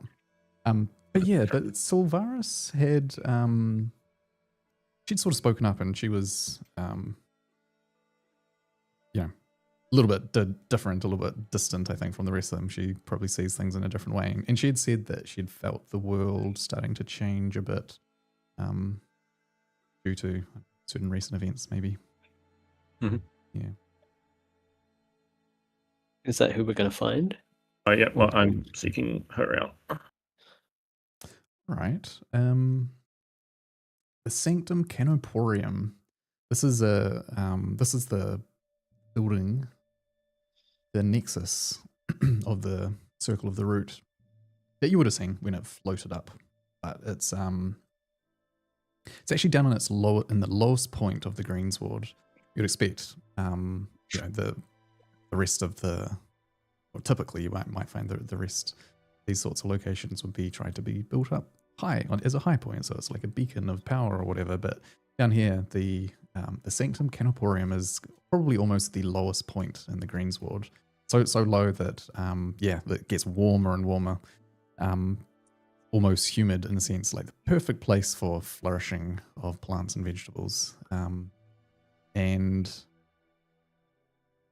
yeah, I think you can head over to it. And you see there are, I wouldn't say so much that there are guards standing around, but there are a few people standing outside the entrance of the building. The building itself is very, very much like hard to distinguish which is nature and which was handcrafted. It looks like a tree itself that is just sort of plonked down with, chunks of stone wings that are attached to the side of it, like the sides of the buildings poking up from either side and vines draped over the front. It's like a as much as you could imagine, a building that just appears to be almost grown and formed out of nature itself. That's what it looks like. But yeah, there are a handful of people standing out what you would assume to be the main entrance. Group of people that look sort of druidic, dark green clothes and cloaks. Each of them holding a big staff. Not so much a helmet as it is sort of just maybe like a headband or something like that, just showing their station. And you approach on up to them. Yep, wander on up. Yeah. Morning, ladies and gentlemen. How can we help you? And in a respectful tone that you probably don't hear from Berberus all that often. Just wondering if the warden has a moment. For what purpose? Discussion of current events, future events, end of the world. Interesting. Can I let her know who seeks her? I just look around at the rest of the party. She knows who's seeking her. How mysterious. Very well. I'll go and find her. And this one chap disappears while the rest of them, the three remaining, just kind of stand there, idly leaning on their staves. A few moments go by, and the guy comes back, and he's got his kind of head cocked a little bit. He's like, "Huh, I was expecting her to tell us to bugger off. To be honest, she's usually this time in the morning quite focused on. Well, anyway, she said to see you guys in immediately. So please follow me." And he leads you inside, and if you were expecting the inside to feel more like a homely building with standard wooden floors or stone floors, you would be wrong. Inside there are more bioluminescent fungi poking out the sides of the walls, and where the floor might be carpeted, it's just a blanket of moss, whereas you stand on it, briefly just sparks of blue glow just sort of trace outlines of your feet and then disappear as you move on through it. It leads you sort of deeper in and up some steps into a higher part of the building. Eventually, two big, large doors where kind of look like they maybe were crafted, but not really, because you don't really see any like chisel marks. Almost like they'd been sort of grown into existence.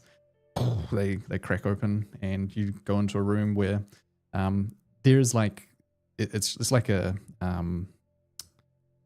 oh, come on, brain. Where do you work, Vale? It's a nursery, kind of like a nursery, right? Where there are like just dozens and dozens, if not hundreds, of different types of trees.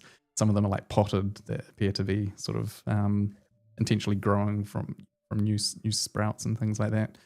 And you see the woman, the warden, sort of crouched over further back in the room with some rays of sunshine coming in through an open balcony. And she's crouched down, just like tending to a few plants that she's potting at the moment. And as you come in, the guy sort of just taps his stuff on the floor a few times and says, "Warden, the people are here to see you." And she turns up. She stands up, turns around to see you, and wanders over. And she kind of just like looks at you all a little bit. Kind of, I don't know. She's got a wild feeling to her. You wouldn't, typically there's like norms and customs, I think, when you're interacting with people, especially with leaders, but you immediately get the presence that this is a wild woman. The normal customs and conventions of society don't seem to apply to her, at least she doesn't think so. Kind of wanders over and says, "Well, Thought I might see you all again. Let me have a closer look at you. We didn't get to talk much last night. And she comes right up to you, Rio, and like gets right in your face and just sort of like looks at you. Yep. Definitely there. Yep. It's cuts directly from the root, you are. Yeah. There's definitely no doubt about it. That old fool Kalen, I don't know how he could possibly have seen otherwise. Well. How can I help you? I assume you came for a reason. A few. Firstly, I figured we stop by and thank you for speaking up last night. Of course. The world speaks and I speak for it. Secondly, I wanted to bring a gift for that, and I will reach into my pocket. On the way here, I was chatting with some of the vegetable vendors in the commons, and they mentioned that you have struggled to grow things from the material realm. Is it a germination issue, or is it a long-term survivability issue? Well, it's obviously something that we've studied and practiced over many years. Plants adapt to the environment that they grew and evolved in over many, many thousands, millions of years. Some of them maybe survive better than others, and even though some may never perfectly adapt to be able to live here, we've found that we've been able to cross strains with other native plants, and so have some sort of hybrid that does manage to survive. You might see odd carrots that you recognize from home, but just look a little bit more fayish, shall we say. That would be an example of one of these hybrid strains that we've been able to breed and grow here. Not many can survive exactly as is from the material realm, though, unfortunately. Do you have an open space for a large tree? Always. Do you? Say 60 foot tall and 20 foot wide? A large tree? Oh, goodness gracious.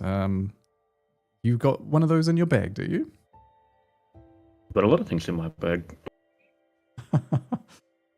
Okay, well, what do you?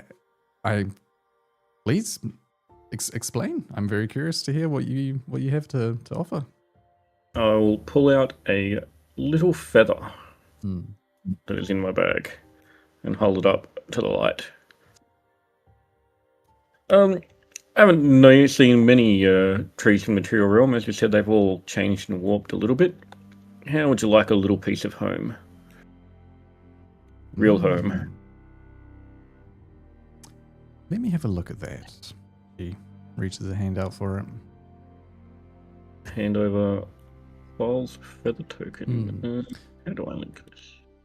She holds it up and sort of sniffs it almost. And like puts it between her hands, almost reverently. Very clever. I sense something inside there, something yearning to grow. Do you know what this is? I don't know exactly what it is, what sort of enchantment may be upon it, but it'll grow a tree? As far as I'm aware, it'll be a full material realm oak tree.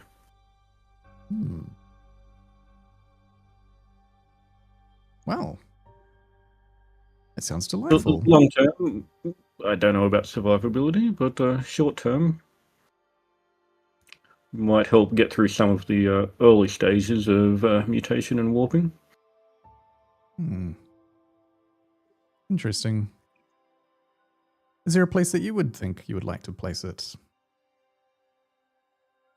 I don't really know the greensward all that well, but if you have a nice open spot, somewhere where people can see it and get a touch of home. I get the feeling that a lot of people in the city miss the material realm, but don't really have a connection to it. There are plenty that do. There are many people who lived here permanently, but those who came as refugees, I'm sure, are yearning come follow me. Let me show you around. And she will lead you out of the sanctum, and out into the fields themselves. And as you kind of walk past, like it's kind of magical and beautiful. They're not like a normal crop of just like monocrop cabbages back to back in straight rows. It's more sort of artistically created, I think. And as you sort of wander past just these, the plantings themselves, one beside you just kind of blooms as you go past, and you see these like sparks of blue light appear. And as you go past it, it goes back down again. And as you're kind of walking down, you see there's just life just popping in around you. There are people out here tending to the plants, and you see the Sylvaris will sort of wave to them, or maybe pause to have a quick chat with one of them here and there to see how things are going. Everyone looks at her very respectfully, and as always, appears to be very, very like open and pleased to see her. And she'll take you eventually down quite deep into the fields where it appears to be like a cross-section, a crossroads between the paths. And there are 4 fields that are all sort of growing different things. And you can see there are maybe hundreds of people around, spread and scattered out across the different rows. And she pauses and thinks, well, this is probably an excellent place for it, Right here in the center, everyone around will be able to see it and come spend a bit of time having breaks. How do you feel about this? I look around, get a feel for the light. I can never really judge this Fey light, but looks reasonable. Yeah, I think out here and more further away from the center of the caldera, you probably get a bit of better light as well. So yeah, she gives you the feather and steps back for you to do the honors. And I'll poke the pointy end of the feather into the ground and use an action on it. And step back quickly. Yeah. Cool. So yeah, I guess you just stick it into the ground and it just happens. So as soon as it pierces the soil, you see the feather itself almost morphs and transforms, and where it was once white, you see like green leaves just immediately spring and start growing. And as you step back, it grows even faster and faster until just tree soaring above you, 60 feet tall or potentially even more. Nice, chunky and wide. And Sylvaris just like claps her hands and almost like does a little hop with joy as she sees it, and runs immediately to the base of the tree and sort of starts circling around it and touching it. At one point she presses her ear right up against it and closes her eyes, and you see she's humming a little bit. She sort of like pets it. He's a healthy one. He's healthy. I will do everything I can to keep this one alive. It's beautiful. Thank you. This is a great gift. Is there anything I can do for you? Why don't we have a seat and a chat? Pull up a seat under the tree. Yeah, she just plonks down right between the roots and sits down. And you see a few other people as sort of like obviously noticed and have started to wander over as well. A couple of them maybe touching the tree, but having a look around and then heading back to their work. We haven't been in the city long, but I may have hit upon something that most of these other fools don't seem to realise. I've got to come and have a chat to you because I'm coming to have a chat to where the real power in the city lies. The ones who make the food. Very astute. What's your take on the current state of affairs? Kaelin seems to be angling a bit for a bit more control. Yes, he isn't a bad man. But he is a desperate one. He's desperate, and he is undeniably bitter. He has done well by the people here. The conflicts with the Unseelie Court have been tough and did escalate when a lot of the refugees returned. And he did well. He protected us. He gave us a direction to move in. I am very, very disappointed to see his reaction last night. He shouldn't have waved your way as he did. I don't know if he is just afraid of losing power, if he wanted power at all. He shouldn't have. Part of his station is to not want power. He is to steer the protectors of the city, not to control it with force. It's possible he just sees the situation as another risk. It's And possible. risk. I imagine he's feeling very uncomfortable, and the loss of his son, I imagine, also has driven a lot of this bitterness. Maybe he feels like risks shouldn't be taken. Who cares about the material realm? We should be focusing here and protecting our people here. It's possibly lost sight of the greater picture. That's a running theme I seem to gather throughout the city as well. Most people are more focused on looking inward. Won't be able to do that forever. It'll all catch up to us one of these days. Sooner rather than later with the stirrings in the material. Indeed. What do We you- find ourselves in a... You go for it. Okay, we find ourselves in a position where we'll be heading north soon into the Vale, seeking something that the wise old Drake under the vault. As you sent say us this, after. she immediately looks around and like raises her hand to hush you as a couple of people are walking past. And she's like, hand up to just like pause you a moment. Oh, come on, what's that? Is it- The wise old friend, you mean, down there in the vault? And she like locks eyes with you just to make sure you caught her. Yep. What about him? He asked you to do something in the Vale, did he? Yeah. He mentioned something that might be of use to us. Interesting. Okay, and are you looking for passage? Information seems to be something we're in short supply on.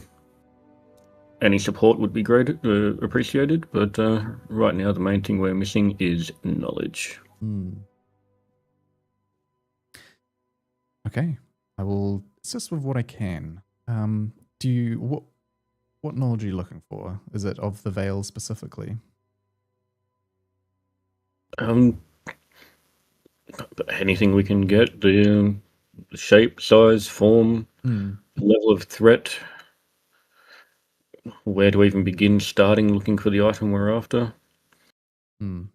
Even information on where Kaelin's son vanished and what he was doing, because God knows how it all links.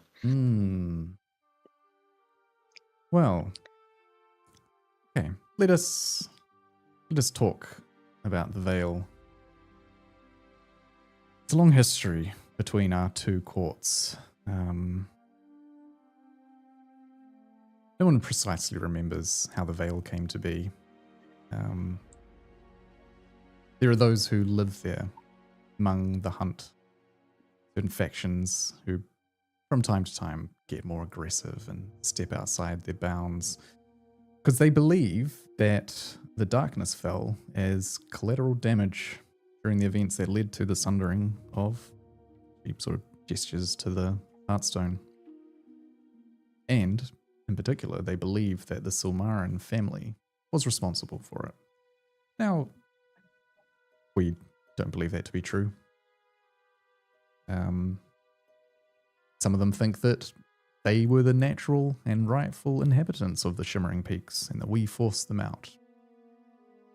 Again, I don't believe that to be true, but as you can imagine, this has caused generations and generations of tension between the two courts, and a lot of conflict. It would have been probably, a couple of thousand years now, a bit before my time. The long hunt, a dark time for both our peoples, There was a faction with the Hunt that launched this sustained multi-year campaign against us. They were raiding our villages around the base of the peaks. I assume they must have suffered huge casualties crossing the Liars River, but I know why. They were desperate enough. It was pretty devastating on both our sides, but Alessandra Silmara, an ancestor of yours, I would, Rio, I would have you imagine. She went alone into the Vale and returned with the head of the leader of the Hunt. Nothing was ever spoken of how or why. What we do know is that the current queen, the Archfey, who some call to as the Star-Veiled Queen, she appeared not long after this and has steered the court in a slightly more amicable way. Negotiations and relations are always tense, but since she came into power there's been a tenuous peace. Her name is Miraleth. It's Miraleth, the Star-Veiled Queen. Never met her myself. But standoffish, keeps to herself. Anyway, as you can imagine, throughout this time, there have been tensions, there have been conflicts. When our people returned about a century ago, Kaelin ramped up the patrols, the security, and a lot of that meant roaming a bit wider than we usually would. And unfortunately, there were skirmishes along the boundaries of the Vale. One of these skirmishes, Asha, Kaelin's son, was killed, or assumed killed. His body was never recovered, and none of his party were either. Fortunately, I believe an important member of the Hunt was also killed in the same skirmish, and what had nearly been a few centuries of tenuous peace exploded into almost all-out war. A little bit of quick talking and show of force from Kaelin managed to head off catastrophe, and I think that's why a lot of people look up to him. He did well. He was good. He thought quickly and avoided disaster. But he was different ever since then. His son being killed or taken. From what I understand, at least from what he says, even though he'd questioned them and got words to Miraleth, nothing conclusive returned. I think he has at this point given up hope, but it's not her style, I don't think. Wouldn't be surprised if there was more to the story. There's always more to the story. Yeah. As for the people there, well, the main city that you probably wish to go to, if there is some powerful artifact or item that a friend has sent you to get, it will most likely be in Caer Nistral, the Dawnless City. It is the mirror of our city. We're here in the Shimmering Peaks. Sumara, the Shining City. Well, they have Caer Nistral, the Dawnless City. There's a few thousand people that live there permanently. When they hold court, maybe several thousand, 20,000 or so people come from the different parts of the Vale. There are all sorts. You've got the main hunt themselves, the centaurs and Fey Knights, some elves. Some elves chose to live there as well. And then all of the standard nasty Fey, the ones who love the shadows, the redcaps and the boggarts, the blights. They gather there. There are deeper things in those woods as well. The deep old powers. There are night hag covens and a few other minor archfey, all, yes, conflicting and fighting for power themselves. But that's their court. And somehow the queen manages to hold them together. which I guess all power to her.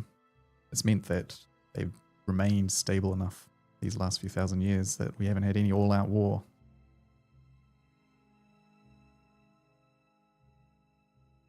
Oh, look there. Would say, go to the city. Go to the Dawnless City. Now, getting in, that I can't help you with. You may need to explore and figure that out yourselves, but I can point you in the right direction anyway. While she is talking about this, I'm going to go over and just stand next to Rio. Okay. Rio, you see Erendor slide on up next to you. Mm-hmm. And just a few basic... What do you think of her? Do you think she can be trusted more than some of the others? She's knowledgeable. Sorry, I had to get up and for a minute while she was talking. I missed a bit. Yeah, no, all good. Rio, are you... Sorry, Erendor, are you asking Rio that, or are you asking me that about... Asking the Queen? Rio that. Okay, gotcha. Sorry. The Queen or You're the actual asking about lady? this warden chick or about the queen from the other place? Yeah. About the warden, sorry. She's definitely knowledgeable. I mean, we've been here, what, half a day? How do we know who to trust? Exactly.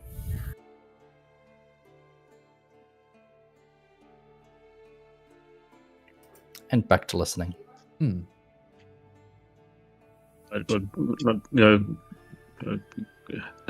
the warden, I nod over towards Rio, where Rio and Erendor are standing. I'd imagine them wandering into the court of the Unseelie could stir things up. I agree. You do go. Make sure to keep that hood up, young Silmara. Don't let them see your silver hair. It's a dead giveaway.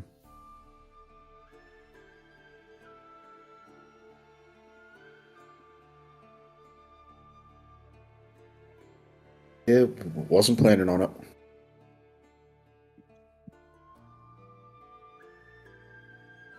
Now, I have to say,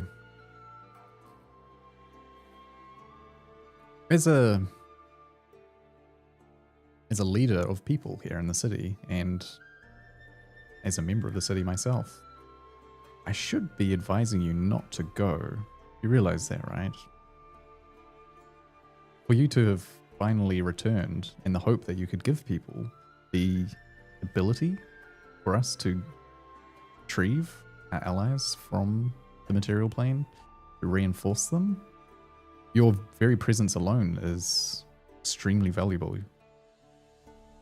Look, you've given me a great gift here, and for what it's worth, I do trust your intentions. I see the intentions of people well, and I think I'm a good judge of character, and so I don't think that you would be planning anything bad or wrong by us, but I guess I should... Sorry to interrupt. Please? Just above the table, I thought only one person knows about Erendor. She wasn't talking to Erendor, she was talking to you. She was talking to you, yeah. You said both of us. You just said the two of you. Did I? Yeah. You did. Okay. Well, all good. That is a slip of the tongue. She is... Ayana's been messaging everybody. No, she wouldn't have done that. Yeah, I was going to say, doesn't Ayana the only one that knows about Erendor? Yeah. The dragon knows too. Dragon knows. Yeah, no, you're absolutely right. That's. Oh, the dragon, yeah. We can scratch that from the record. Technically, she is a super high level druid with probably insight off the fucking charts. Yeah, she could possibly put the pieces together, but Erendor doesn't look a great deal like the Silmarin family, as he is half human and has black hair. Yeah.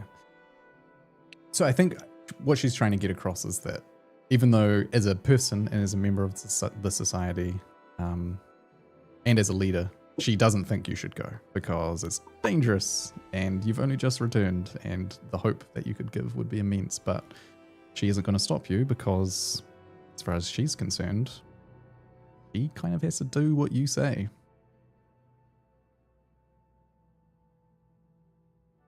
Between you and me, we probably wouldn't let Kalen know about this because he would lose his mind. Yeah, that's a good idea. He would probably see it as unnecessary risk and, in the worst case, escalation of tensions.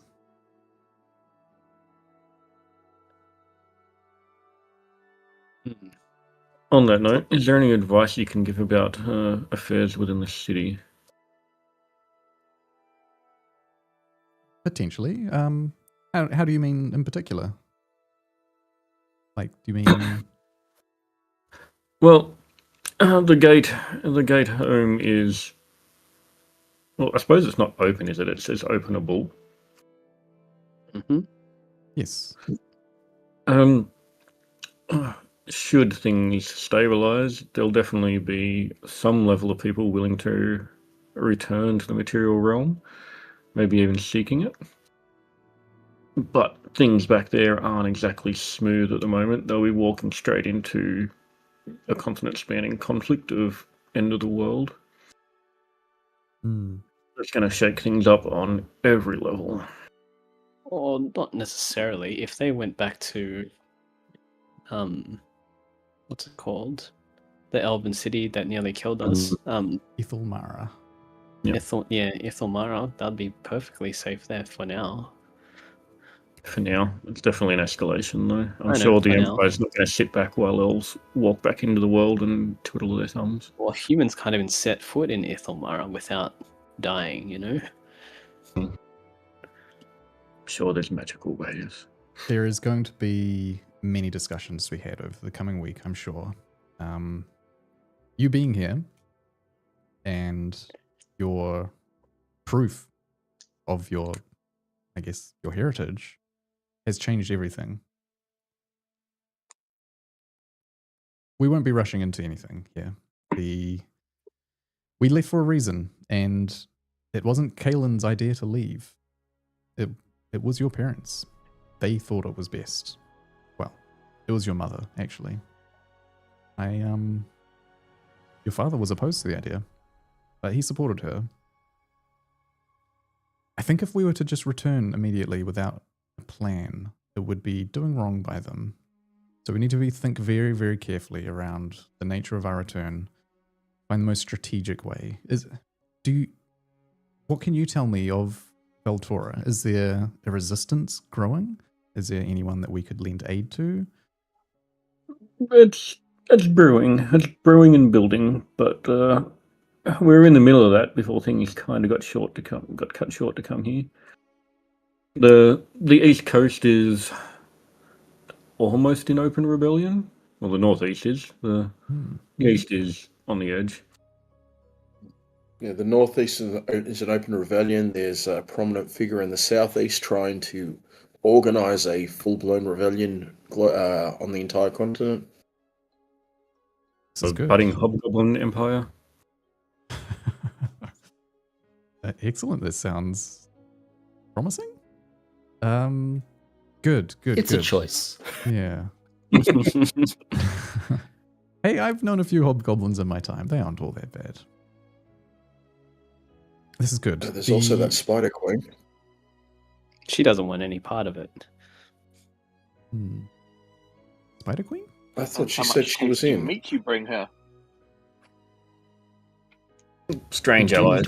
We do need to organize more of a herd to be delivered to her.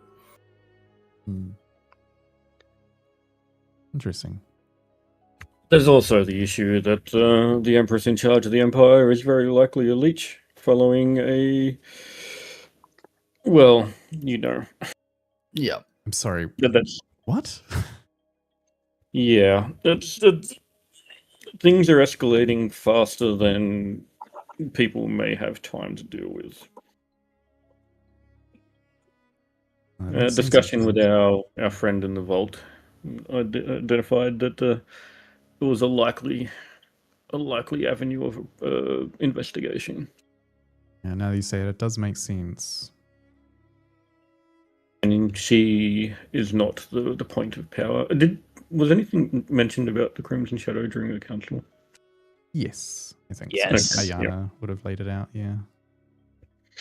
Yes, so she follows you know who.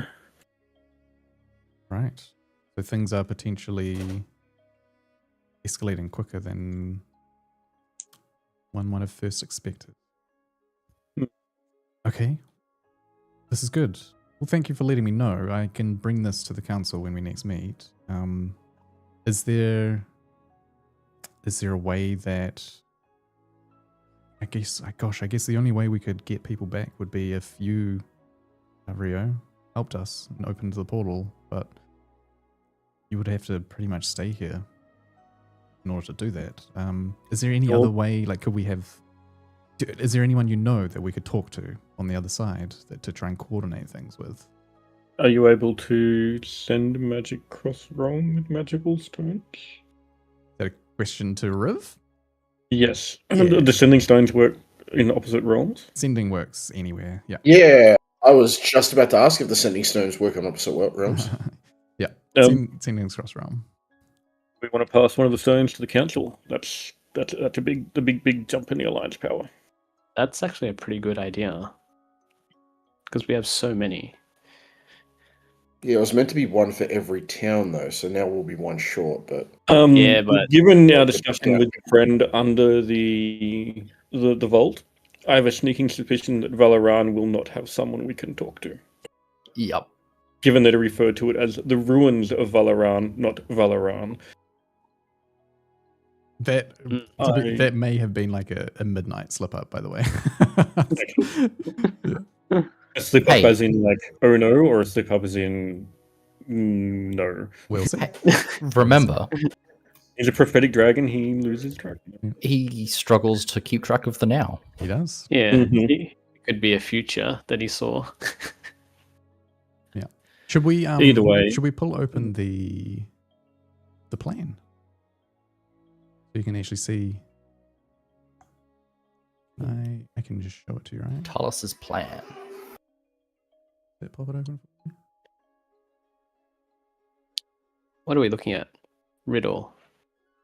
Scroll down. Talus's plan. How many stones do we have?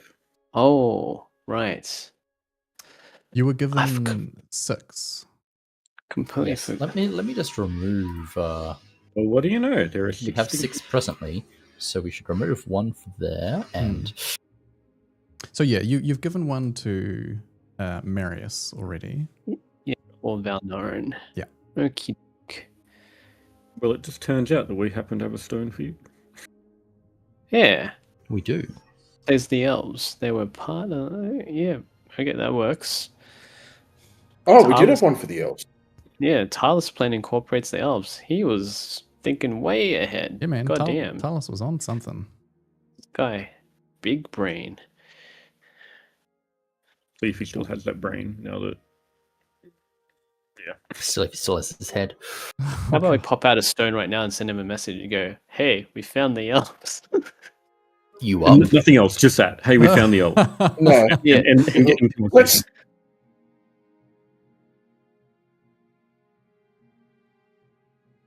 Hmm. Sorry, what? What do you say, JC?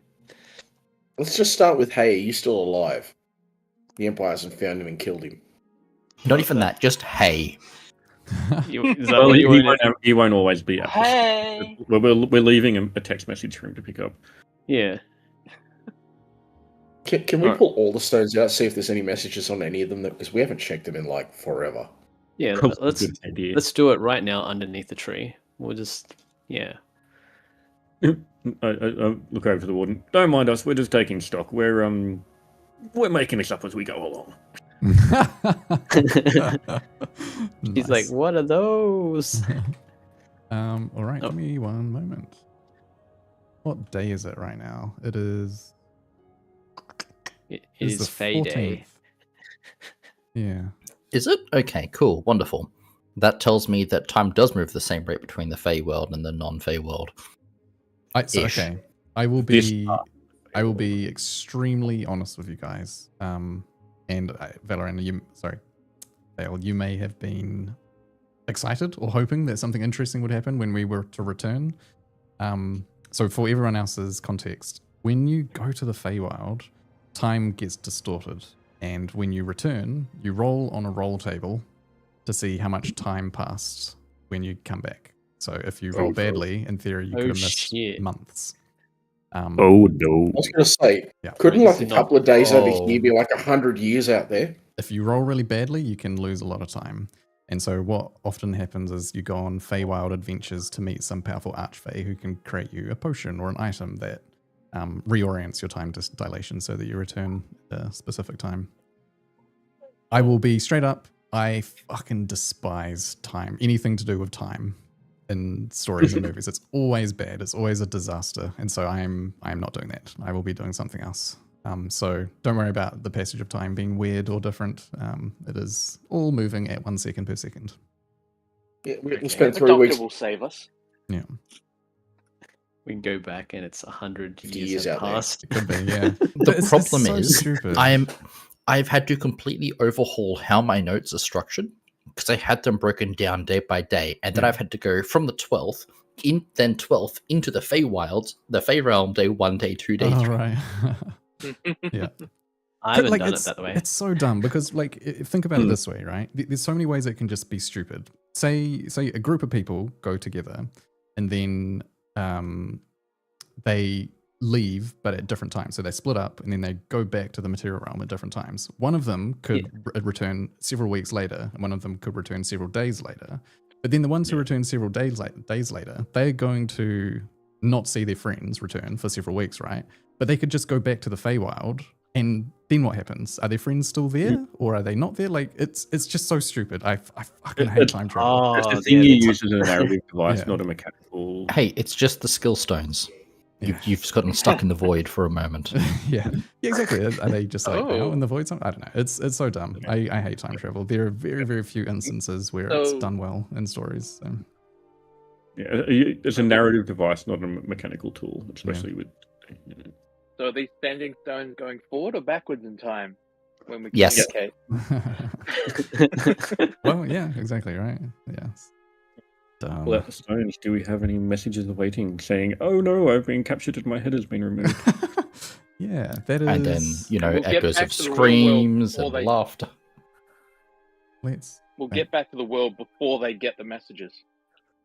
I have half expectation that the great noble is not in a good way, and his daughter's taken over the rebellion because information has gotten back to the Empire.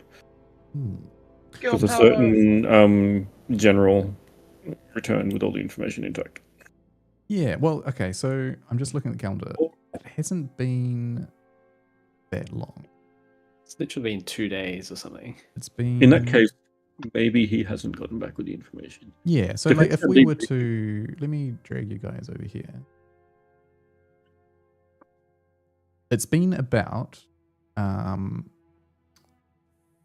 6 days, 7 days since the liberation of Valnoran. Yeah. So if you sort of sketch out how far it is and how long it would take to cross the Frostway, you could roughly guess he's maybe here-ish, somewhere around here. Maybe he's just gotten past the Frostway. I think the Frostway was about a 10-day passage, but faster Yeah. if you know the quick way through, which he would now, or potentially he had taken some people who could make him go faster. Who knows? Yeah, you wouldn't have seen what had happened after he'd left. So he wouldn't have made it to Valmerial yet. That's too far, unless he had some other means of transport. But Wasn't he going to the Darkwood? He was. You're talking There's also the question of, was he debriefed? Is he under free will or is he under compulsion? How much? yeah, knowledge there's a lot of is there? stuff there that Yep. you're not sure about. But in terms of that sort of stuff, not a whole lot of time has passed. I was just checking to see when the Moorbreakers would arrive, because recall the Moorbreakers left Valnoran. They were heading to Valmerial to help with the rebellion, but they wouldn't have actually arrived yet, even on ship. So I think you wouldn't have a message yet.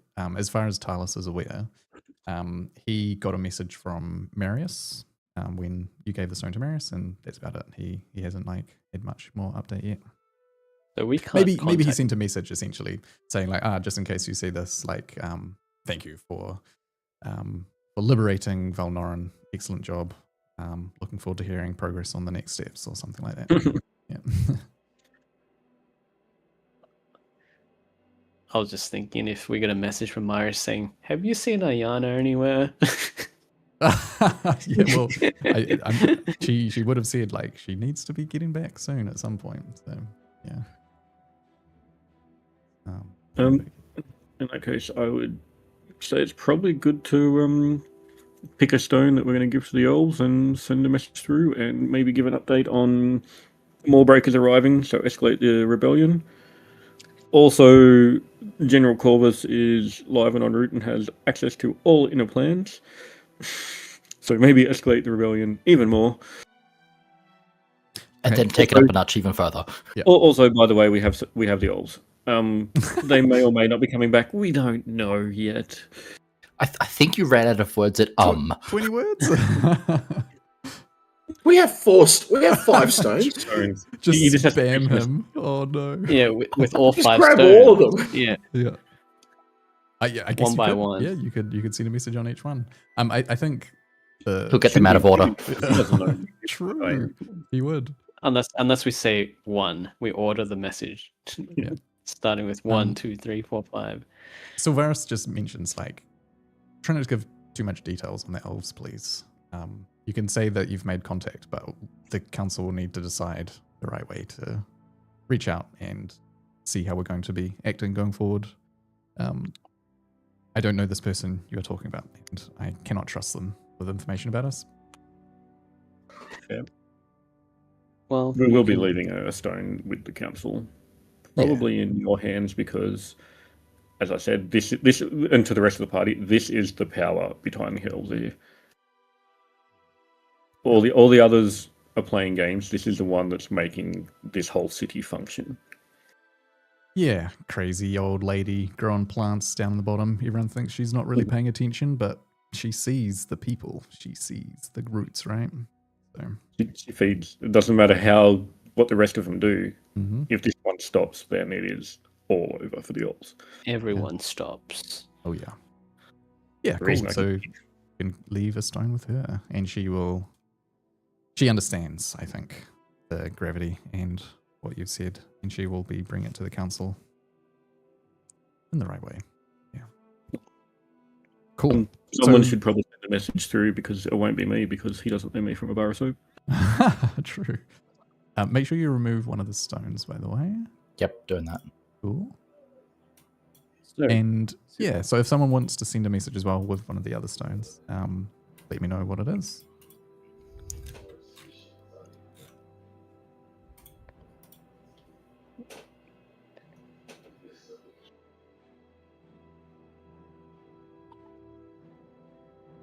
when are we planning this next meeting? If you like, you can think on it maybe and send the message another time. Yeah, I'm leaving that to the party with knowledge of the man. Because if it comes from me, then he'll go, "Who the fuck is this, and why do they have the stone? Yeah. Where's this angry druid man yelling at me?" Yeah.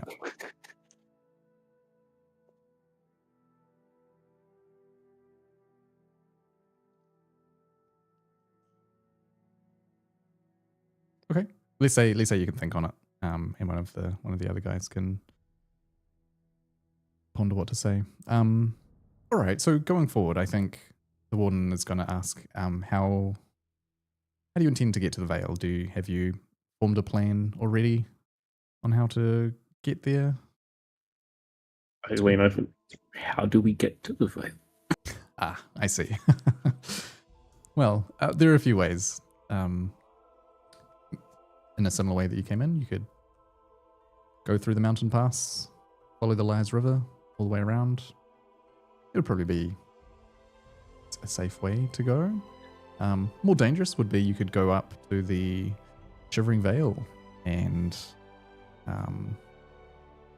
traverse down the mountain. It's a bit tougher, a bit treacherous, but it'll definitely be quicker. I wonder if there are any of those, what do they call them? The Zephyr cuffs lying around. Your friend Ayana might be able to help you actually with those. There are people who have crafted these devious magical items. I don't know much about it, to be honest, but they've made a bit of a game out of it where they find the highest peak on the mountain and they put these cuffs on their wrists and their ankles, and they can leap and glide. See how far they can go. You can track down some of those. You might be able to glide most of the way there, especially when you're this high up. I'm just trying to imagine Dondar in Zephyr cuffs right now. So Featherfall. Penguin in a wingsuit. Oh, Dondar, you can I cast think that. so hard. The thing with Featherfall is that it will run out in 60 seconds, right? And I think you're... Doesn't Featherfall last until you touch the ground? It's like you... Or am I getting Baldur's Gate and D&D mixed up? Yeah, maybe it is touch the ground, but it's like it's slow descent. These guys are like imagine wingsuits. Yeah, the wingsuit. Red Bull wingsuit. Hell yeah, let's do that. But in combination, we might have to hit, what's his name? Kalen up. We need to maybe get him to airdrop us off some griffins. How cool would that be? It's another option. You could talk to the blades and see if they could lend you some withens. If you can't track down any of those cuffs. Apologies, it is 60 seconds only. Or just have both. We wear the cuffs and he flies us up high and we jump off. That it could work, yeah.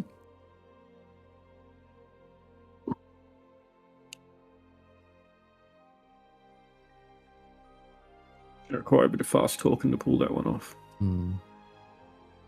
Well, if his son is mentioned, I'm sure, if we go and try and look for him, he might be willing. It's only an airdrop. It's not like He'll we either go, go yes, do that, or it will enrage him and he will kill us all. hey, if he kills us all, he'll have to kill everyone else as well who's supporting us. We've been here 2 minutes.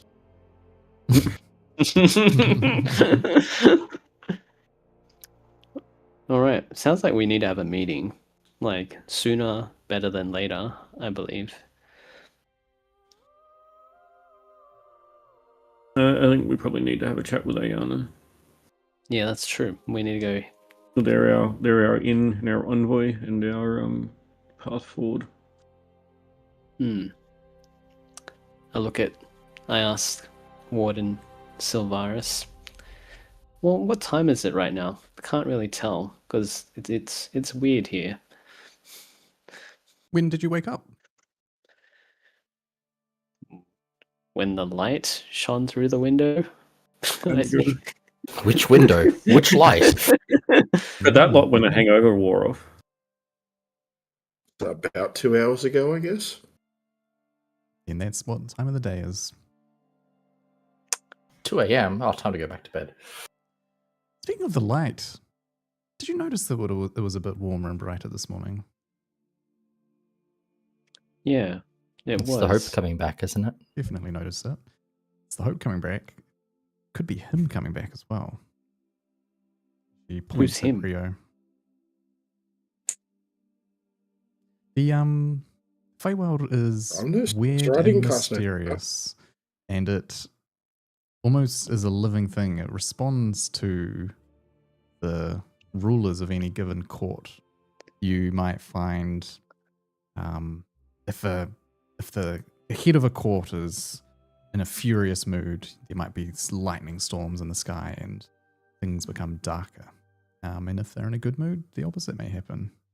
I wonder if it's responding to you returning. Right.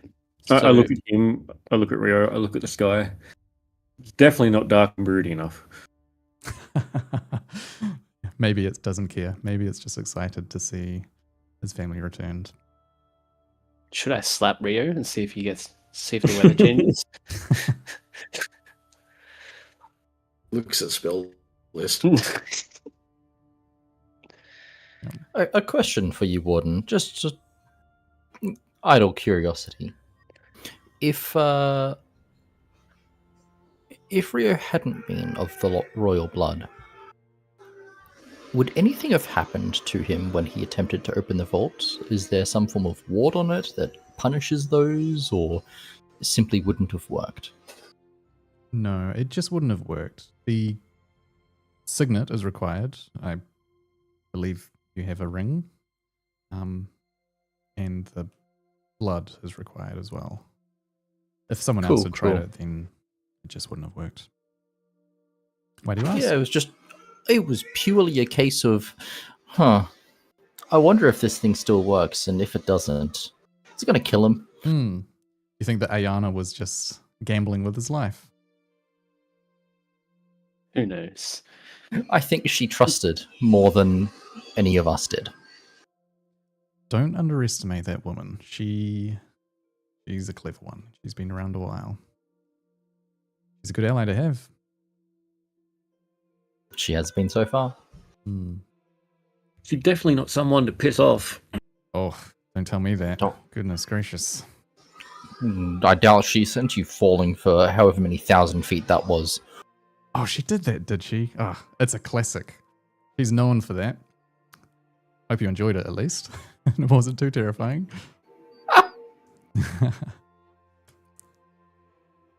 Before you go. I mean, I would have taken the falling over choking against a wall. Yeah, there's the other side of her. But before you go, I do have a question for you. I assume you stayed at the top of the Hearthstone last night. Mm-hmm. Do you Wherever the vault spat us out, there were rooms, so we stayed there. Yeah, in the Stayed Citadel. at the Royal Citadel, yeah. Do you intend to stay there? Because it is technically yours. It's all your family history is there. It's, as far as I'm concerned, welcome to you. No one else would be using it. We haven't opened it to anyone. Kaelin may grumble and moan, but once we've clearly proven who you are, it's yours by right. I'm just more surprised the kitchen was stocked. Yeah, it's funny that there is some clever magical enchantments, shall we say, that allow food to be transported around the city, so we don't have to lug people around. And the Citadel must have detected there were people there, and food was automatically provided. If you do intend to stay there, I can potentially help you make it more to your liking if there is any changes you wish to make. My people are good at shaping and molding the world.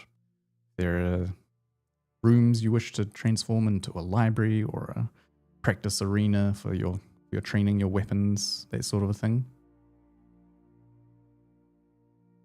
It's yours to do with what you like.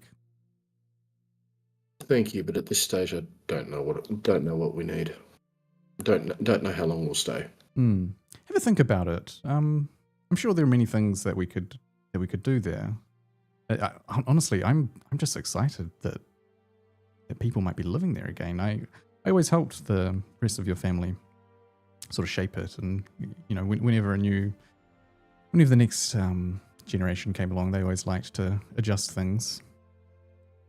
A thought occurs to me. Donda, little wizard. Your ability to move through the circles, does that work across realm boundaries? It does not. Oh, okay. We'll scrap that idea. Yeah, We unfortunately. looked at that at the end of last Also, session. highly illegal, but Yeah. that occurred to me as well. So I want to just take a moment outside a game to read you guys something. Because this is something I've been quite excited about for a while, that I've been keen to try. I've got the book here. There's a variant rule in the 2024 Dungeon Master's Guide called Bastions. A bastion is a location that belongs to a player character, a home, stronghold, and a place of power that a character develops over the course of a campaign. You can get a bastion as early as level 5. And then when you have a bastion, and it can take many different forms and grow and change depending on your class, You can take bastion turns, and a turn is something that takes 7 days, and there's a whole list of turns and actions that can be done. You can hire people to work in your bastion, to do work for you, for crafting, for doing orders, for doing research. You can purchase more space. You can purchase basic facilities like a vast room for 3,000 gold. You can enlarge existing facilities from cramped to roomy or from roomy to vast. And then, probably most interestingly, once you hit at level 5, you start with 2 special facilities. And at level 9, you gain 4 special facilities. Special facilities have a requirement, so a character needs to be a particular level to have it, and you need to have space, like purchase, so that it can fit. But let me just read a couple of these special facilities because they're pretty cool, I reckon.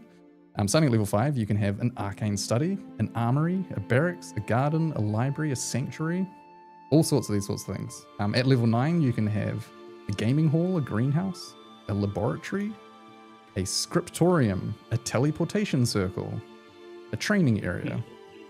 At level 13, you can have an archive, a menagerie, an observatory, a pub, a reliquary. At level 17, you can have a demiplane, a guild hall, a sanctum, or a war room.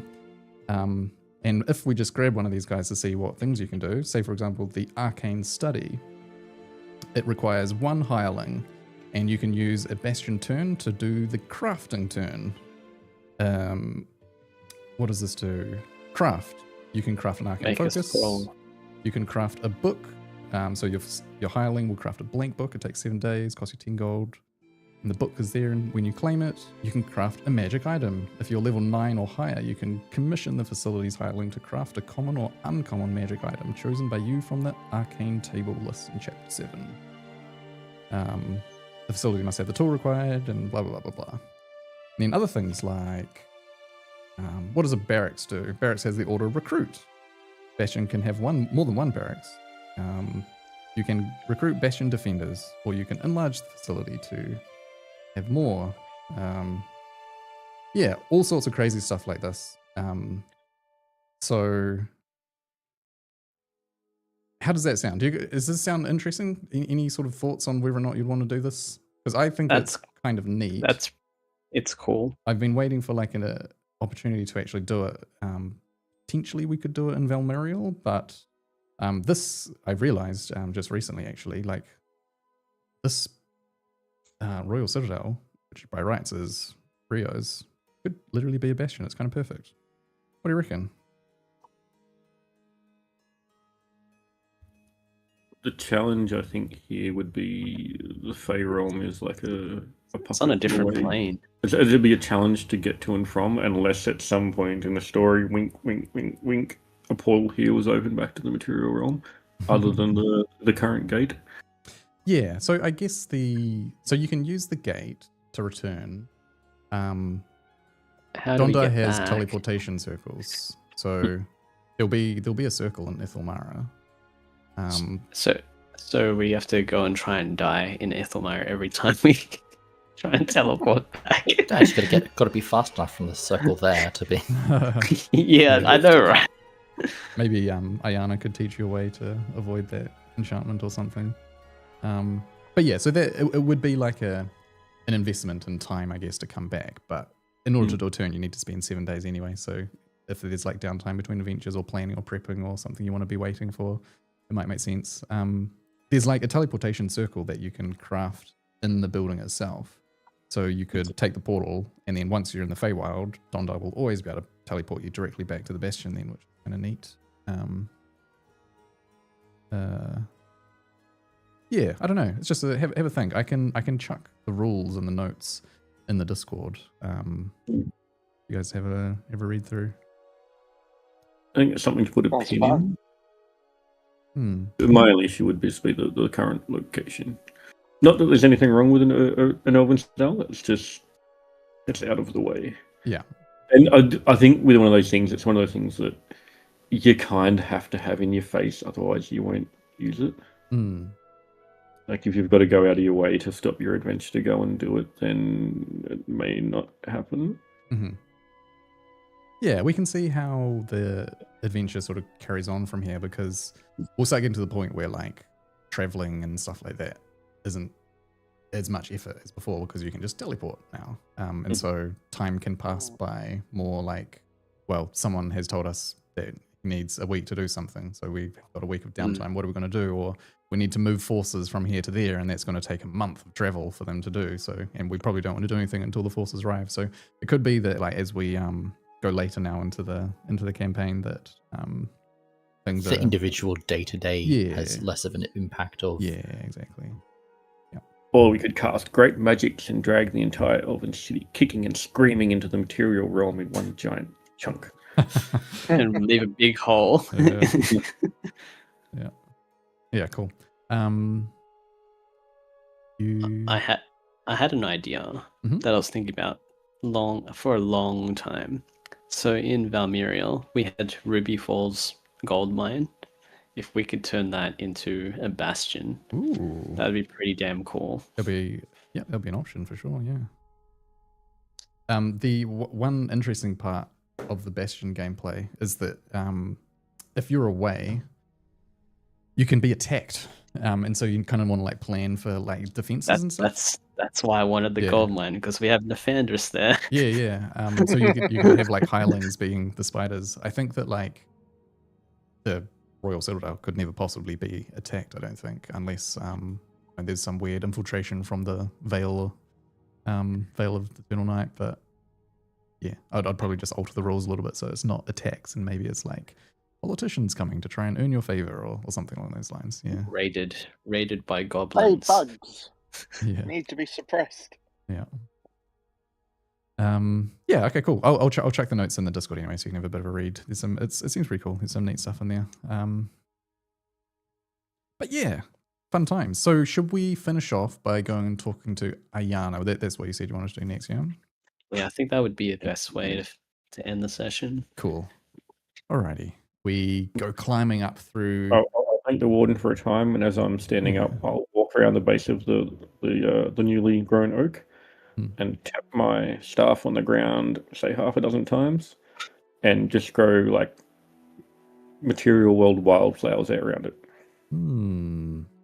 I think Sylvaris will walk and join you actually, and sort of kneel down and cup a couple of them between her hands and take the fragrance in, smell them. Yeah, nice stuff. Just a good mix all the way around the tree. Yeah.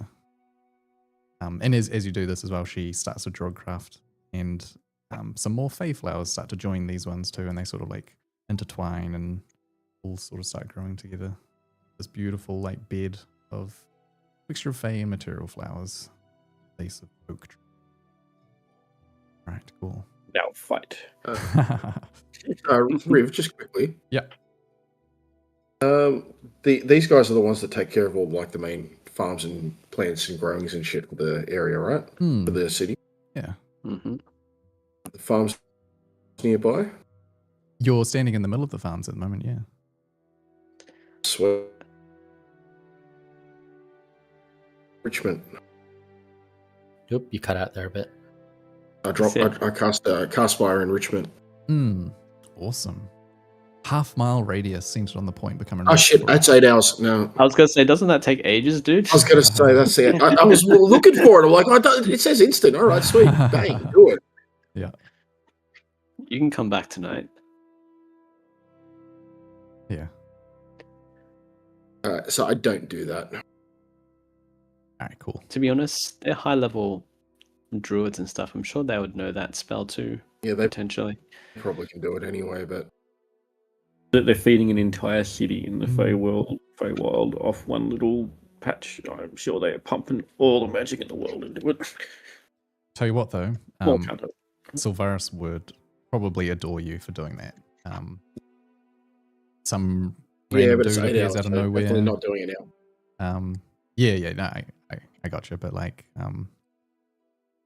I think that it would go a long way to endear you to her, because she is obviously the nature lady, and having the fresh new royal tree. ruler or whatever appear, looking a bit Bless rough, the field. looking a little bit menacing, a little bit whatever. But then he's like actually quite in key of nature. I think she'll be like, oh, interesting. Is immediately doing his part and beyond to feed the masses. Yeah. Yeah. If we have some downtime, I'll Oh. do that. He Cool. does care. I mean, you've got Tireless. You can do it tonight, and then just shrug off the exhaustion. That's true. True. Honestly, that was my main idea. If we spend another night here, I'll just do it tonight and Yeah. short rest, get rid of the exhaustion. Alrighty. Cool. So we can bid farewell to Sylvaris and make our way up through the Greensward again. Rising up higher and higher and higher, up towards the upper parts of the city, getting cooler again. Some of the wind starts to blow and bite at your clothing. Until eventually you find yourselves heading towards the Ethereum? Canton? Are we going? Is that where she yeah, is? Ethereum Canton is where we're off to. And the Locus Arcanum, that was what it was, wasn't it? Let me just double check that in the notes. The Locus Arcanum, that's right. The massive crystalline orb, orrery discs floating around it. The couple of people standing outside, pole arms, just sort of nod at you as you go past, as they recognize you from the day before. And as you head on in, there's another group of people, group of sort of guards-ish, guards light, like whatever guards are required in a city like this, just attendants or something. Come forward and ask what you're after, if you wish to see Ayana. And they would say, like, let us go and fetch them. We haven't actually seen them today yet. We're not sure if they're available. A few moments go by. They come back and they will say that they said to send you in, so feel free to move on through so you can head on in. And you get back to the living area that you had gone to the day before when Ayana had first brought you to Alithia. And you come inside and you see Alithia is standing up on across the room. She's occupied with something. Looks like she might be cooking or making some food or something like that. And Ayana is sitting in sort of a chair, like fully lounge back, like legs kicked up. The much more casual clothing compared to what you've seen her so far. Sort of like a dressing gown or something like that. And the look of a woman who has been on edge for maybe 4 decades straight. Looks like she has just taken all of that off and she is just relaxing. She's got like a glass of wine in one hand. Her hair's kind of like been, clearly brushed and pampered a bit. And Alithia is over in the kitchen, also sort of similarly dressed and casual looking, making a bit of breakfast. And as you come in, Ayana will rise and smile and say, I was hoping I would see you today.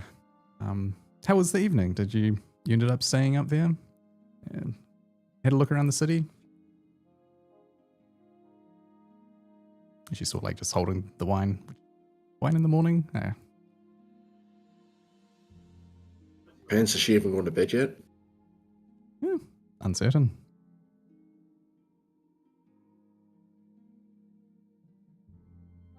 Could I get some water? We need to get into the Vale of Eternal Night. And I'll sit down. Fair enough. Billy, do you mind bringing some water for Kai? Okay.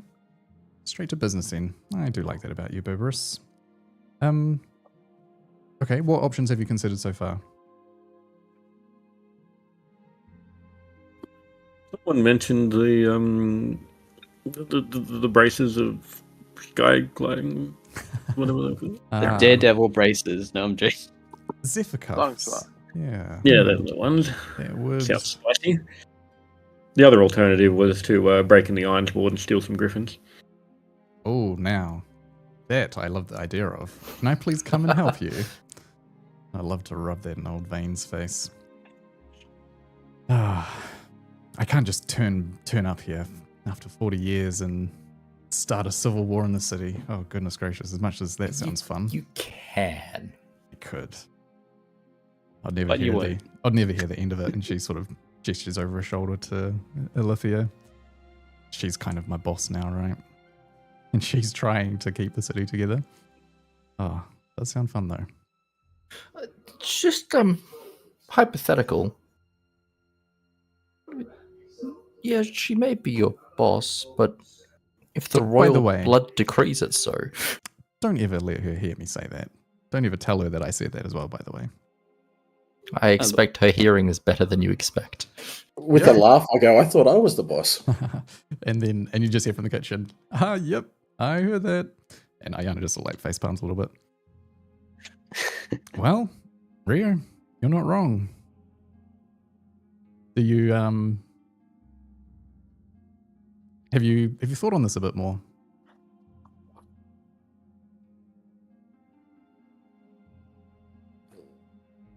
Leading a city was never something I wanted. I just wanted to find out who I am and why I was left on my own. Mm. I've gotten half of that. Good. Yeah, it's good. Well, fair enough. It's up to you entirely. Take as much time as you need. Erendor, sorry, what were you saying? Oh, I was simply saying, if the royal blood decrees it so, then We make you regent for Rio. Yes. All right. Rio Gent. Shall we get to business? You're after some zephyr cuffs to get to the Vale.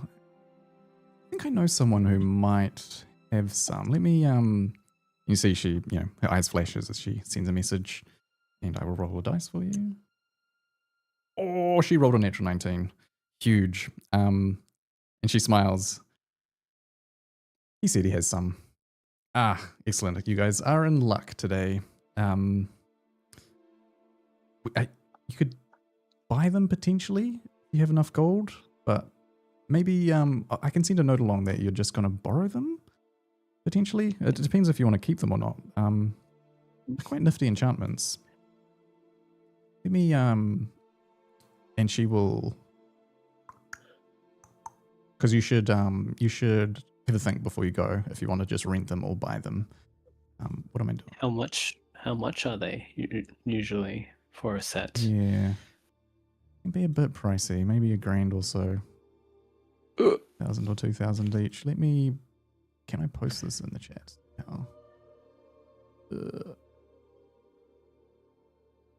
I gotta say, she's being quite blasé about the fact that we're about to take the royal princes on an invasion of hostile territory with zero information or knowledge.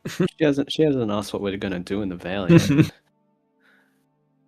But I'm sure Rio will divulge the information. Yeah, she's this clearly, isn't her first glass of wine. Exactly. She's clearly very, very she's not the same woman from yesterday who was like sharp, stressed, focused. Like she's taken a load off overnight and not thinking clearly necessarily. But what I'm trying to do, who's this? Must be a way. Can I just drag it into the chat maybe? Oh god. While you're doing that, in the meantime, I'm going to go see Alithia and grab a decanter and a bunch of cups. Yeah. And I'm going to pour everyone some water that has been prestigitationed to that fine elven wine. And I give, what's her name? I give Ayana a cup too. Want to try? Sure. Love to. Not non-alcoholic, but tastes like alcohol though. Probably for the best. I think I don't need any more of this, to be honest. She places down her other glass. I want to see how she reacts. This is the water that tastes like wine, yeah? The water that tastes like the royal wine that we drank this morning, Yeah. or that I sampled. Yeah, she tilts her head back and remarkable. It kind of feels like water, but it tastes like the most incredible wine I've had in a long time. We just have to come to the Citadel to try it straight from the kitchen. You should start a tavern, Kai. I don't know. So there are the cuffs. You're going to need 5 sets. You get so when they're detached, they're like 4 sets of cuffs that all kind of like connect together. And then you kind of break them apart, and you put one on each wrist and ankle, and then Where? You put in. You Is it don't see it in on the chat? Discord or something else? Yep, there we go. Bag of holding. Oh right, I need I'm reloading. should be in the Bag Foundry and chat now. hold. Foundry chat. Yeah. I see staff of flowers. Yes, I see them now after the bag of holding has said. Yeah, I couldn't figure out a good way to do it, so I just chucked it in the bag and then linked it from there. So yeah, the idea is that you charge them up by chucking in a 2nd level spell slot, lasts until the end of a long rest, and then while it's charged and you're airborne, you can jump and glide essentially, and there's sort of like gliding mathematics down below, sort of scales with how high you are. So if you're like 2,000 feet, you can in theory glide for like 10 miles if you wanted. Bearing in mind that you'll be traveling very, very fast, so if there is any weird weather or problems like that, you're going to need to be doing saves to avoid being knocked out of the air. Fly through a storm cloud. Yeah. I thought I'd just link them to you so you can have a think about if you want to buy them as permanent items. Hang on, so we all need to blow a 2nd level spell slot to use this thing. Charge them. To charge them up. Charge them up the night before. But in theory, Do like we all have a 2nd level? No. One person could like charge them all up. So like Dondar could do them all or something like that, or Kai could do a couple and Dondar could do a couple. I was just going to say, does Arendor have level 2 spell slots or not? Yeah, I've got 3 of them. Oh yeah, that's right. Yeah, you got Pass Without Trace as well. Sorry. If you are knocked prone, restrained, or your speed is reduced to 0 while gliding, the effect immediately ends and you fall normally. Mm-hmm. For anyone who has ever played D&D before, there are no scarier words than fall. Yep. Unless 2 you're a words. monk. Caliph Goldfish. Yeah. Fall is the equalizer in all builds. That's about. Aren't monks like immune to falling completely? I think they need something to like slide down the side of or something like that, right? I don't think they can just fall out of midair. But It's a shame none of us are monks, you know, JC. Could I use evasion on the ground? Against gravity. $500,000 damage is still enough to fucking kill you. Shit. Yeah. All right, cool. So basically, there's going to be a guy that Ayana can send you to, and she can send word ahead that you're coming. And I think we'll pause here for the session, but have a think, and you can either buy them or rent them, or maybe just buy one and rent the others or something like that. And then we can go into the Vale next time. But yeah, I thought the idea of a little wingsuit would be quite fun. Hmm. Who's going to roll on that one first up? On the save? Yep. Well, as long as it's not an attack roll, you'll be okay.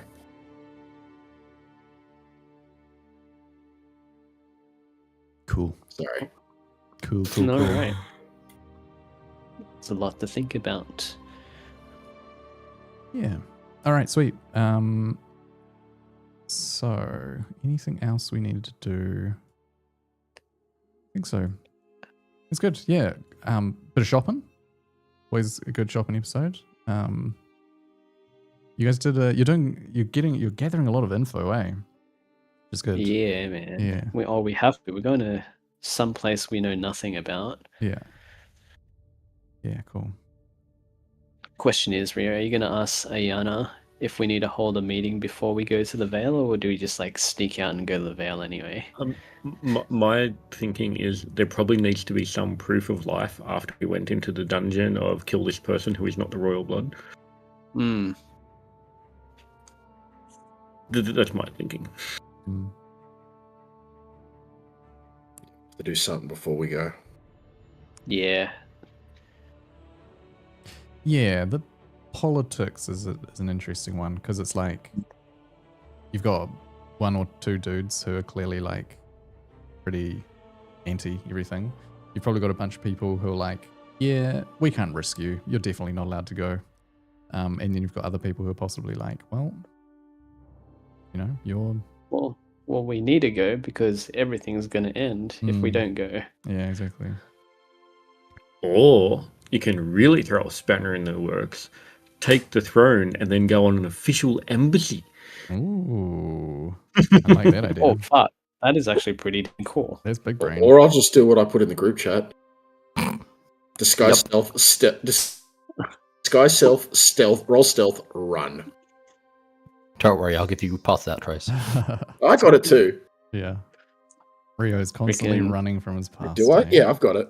Royal princes are running away, Yeah. leaving everyone Run behind. away to join Daddy Corvus in the Darkwood.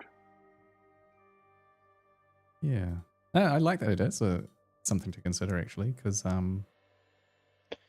yeah. It I would've- mean, an official embassy is not the worst idea. It No. does solve a lot of problems. Yep. Creates Oh. problems, but also solves a lot of problems. Yeah, and if we could make the hunt an ally for the second, what is it, shattering to come, that would be really cool. Unleash the Unseelie on the Empress. That is Mm. fucked up. I love it. Right? Teleport everyone back. Oh my That's god. fighting fire with a fucking flamethrower. Could you imagine a Fey battle? That sounds so cool. Red All- Cap's undead. All I'm hearing is we're setting up Avengers Endgame, Mm. and we're going to be like Doctor Strange. Have we brought? Is that everybody? Oh And then someone yeah. could be wrong, going, "Oh, who else do you want?" We need a Hulk. Gosh, it kind of is a bit Avengers. Like this part of the whole campaign is sort of like go and gather the Gather forces. allies. Yeah. Instead of collecting the stones, we're giving out the stones. True. Oh no. Yeah. It's one of the, man, like there's so many things that have already been done. It's hard to like write truly unique stuff, you know? Any little thing you do can be, oh, well, that's just a slight change from Yeah. insert other Yeah, thing. Exactly. Yeah. No, that's a really interesting idea. Because you would have learned as well that Miraleth is not like innately hostile. Yeah. Yeah. Let's However, go. What? there is a powerful magical item that you need to be taking from them. So, yeah, just something to consider. How would you get that? There needs to be some sort of trade. There's also a bit of me that's extremely suspicious, staring at the DM, that the last queen, was it? Or one of the big queens went alone into the Vale to talk to the Unseelie, returned with the head of their king, and then a young queen took over. Don't know about young, but yeah, that's roughly what happened. Alessandra Silmara was her name. Hmm. Silmara. Yeah. Yeah, she was a Silmara. Is she like Rio's aunt? What's Would have been the several generations earlier. the Unseelie queen's last name? Yeah. You wouldn't have heard her. She's her name is Miraleth, the Star Veiled Queen. Okay. Are you thinking Miraleth Silmara?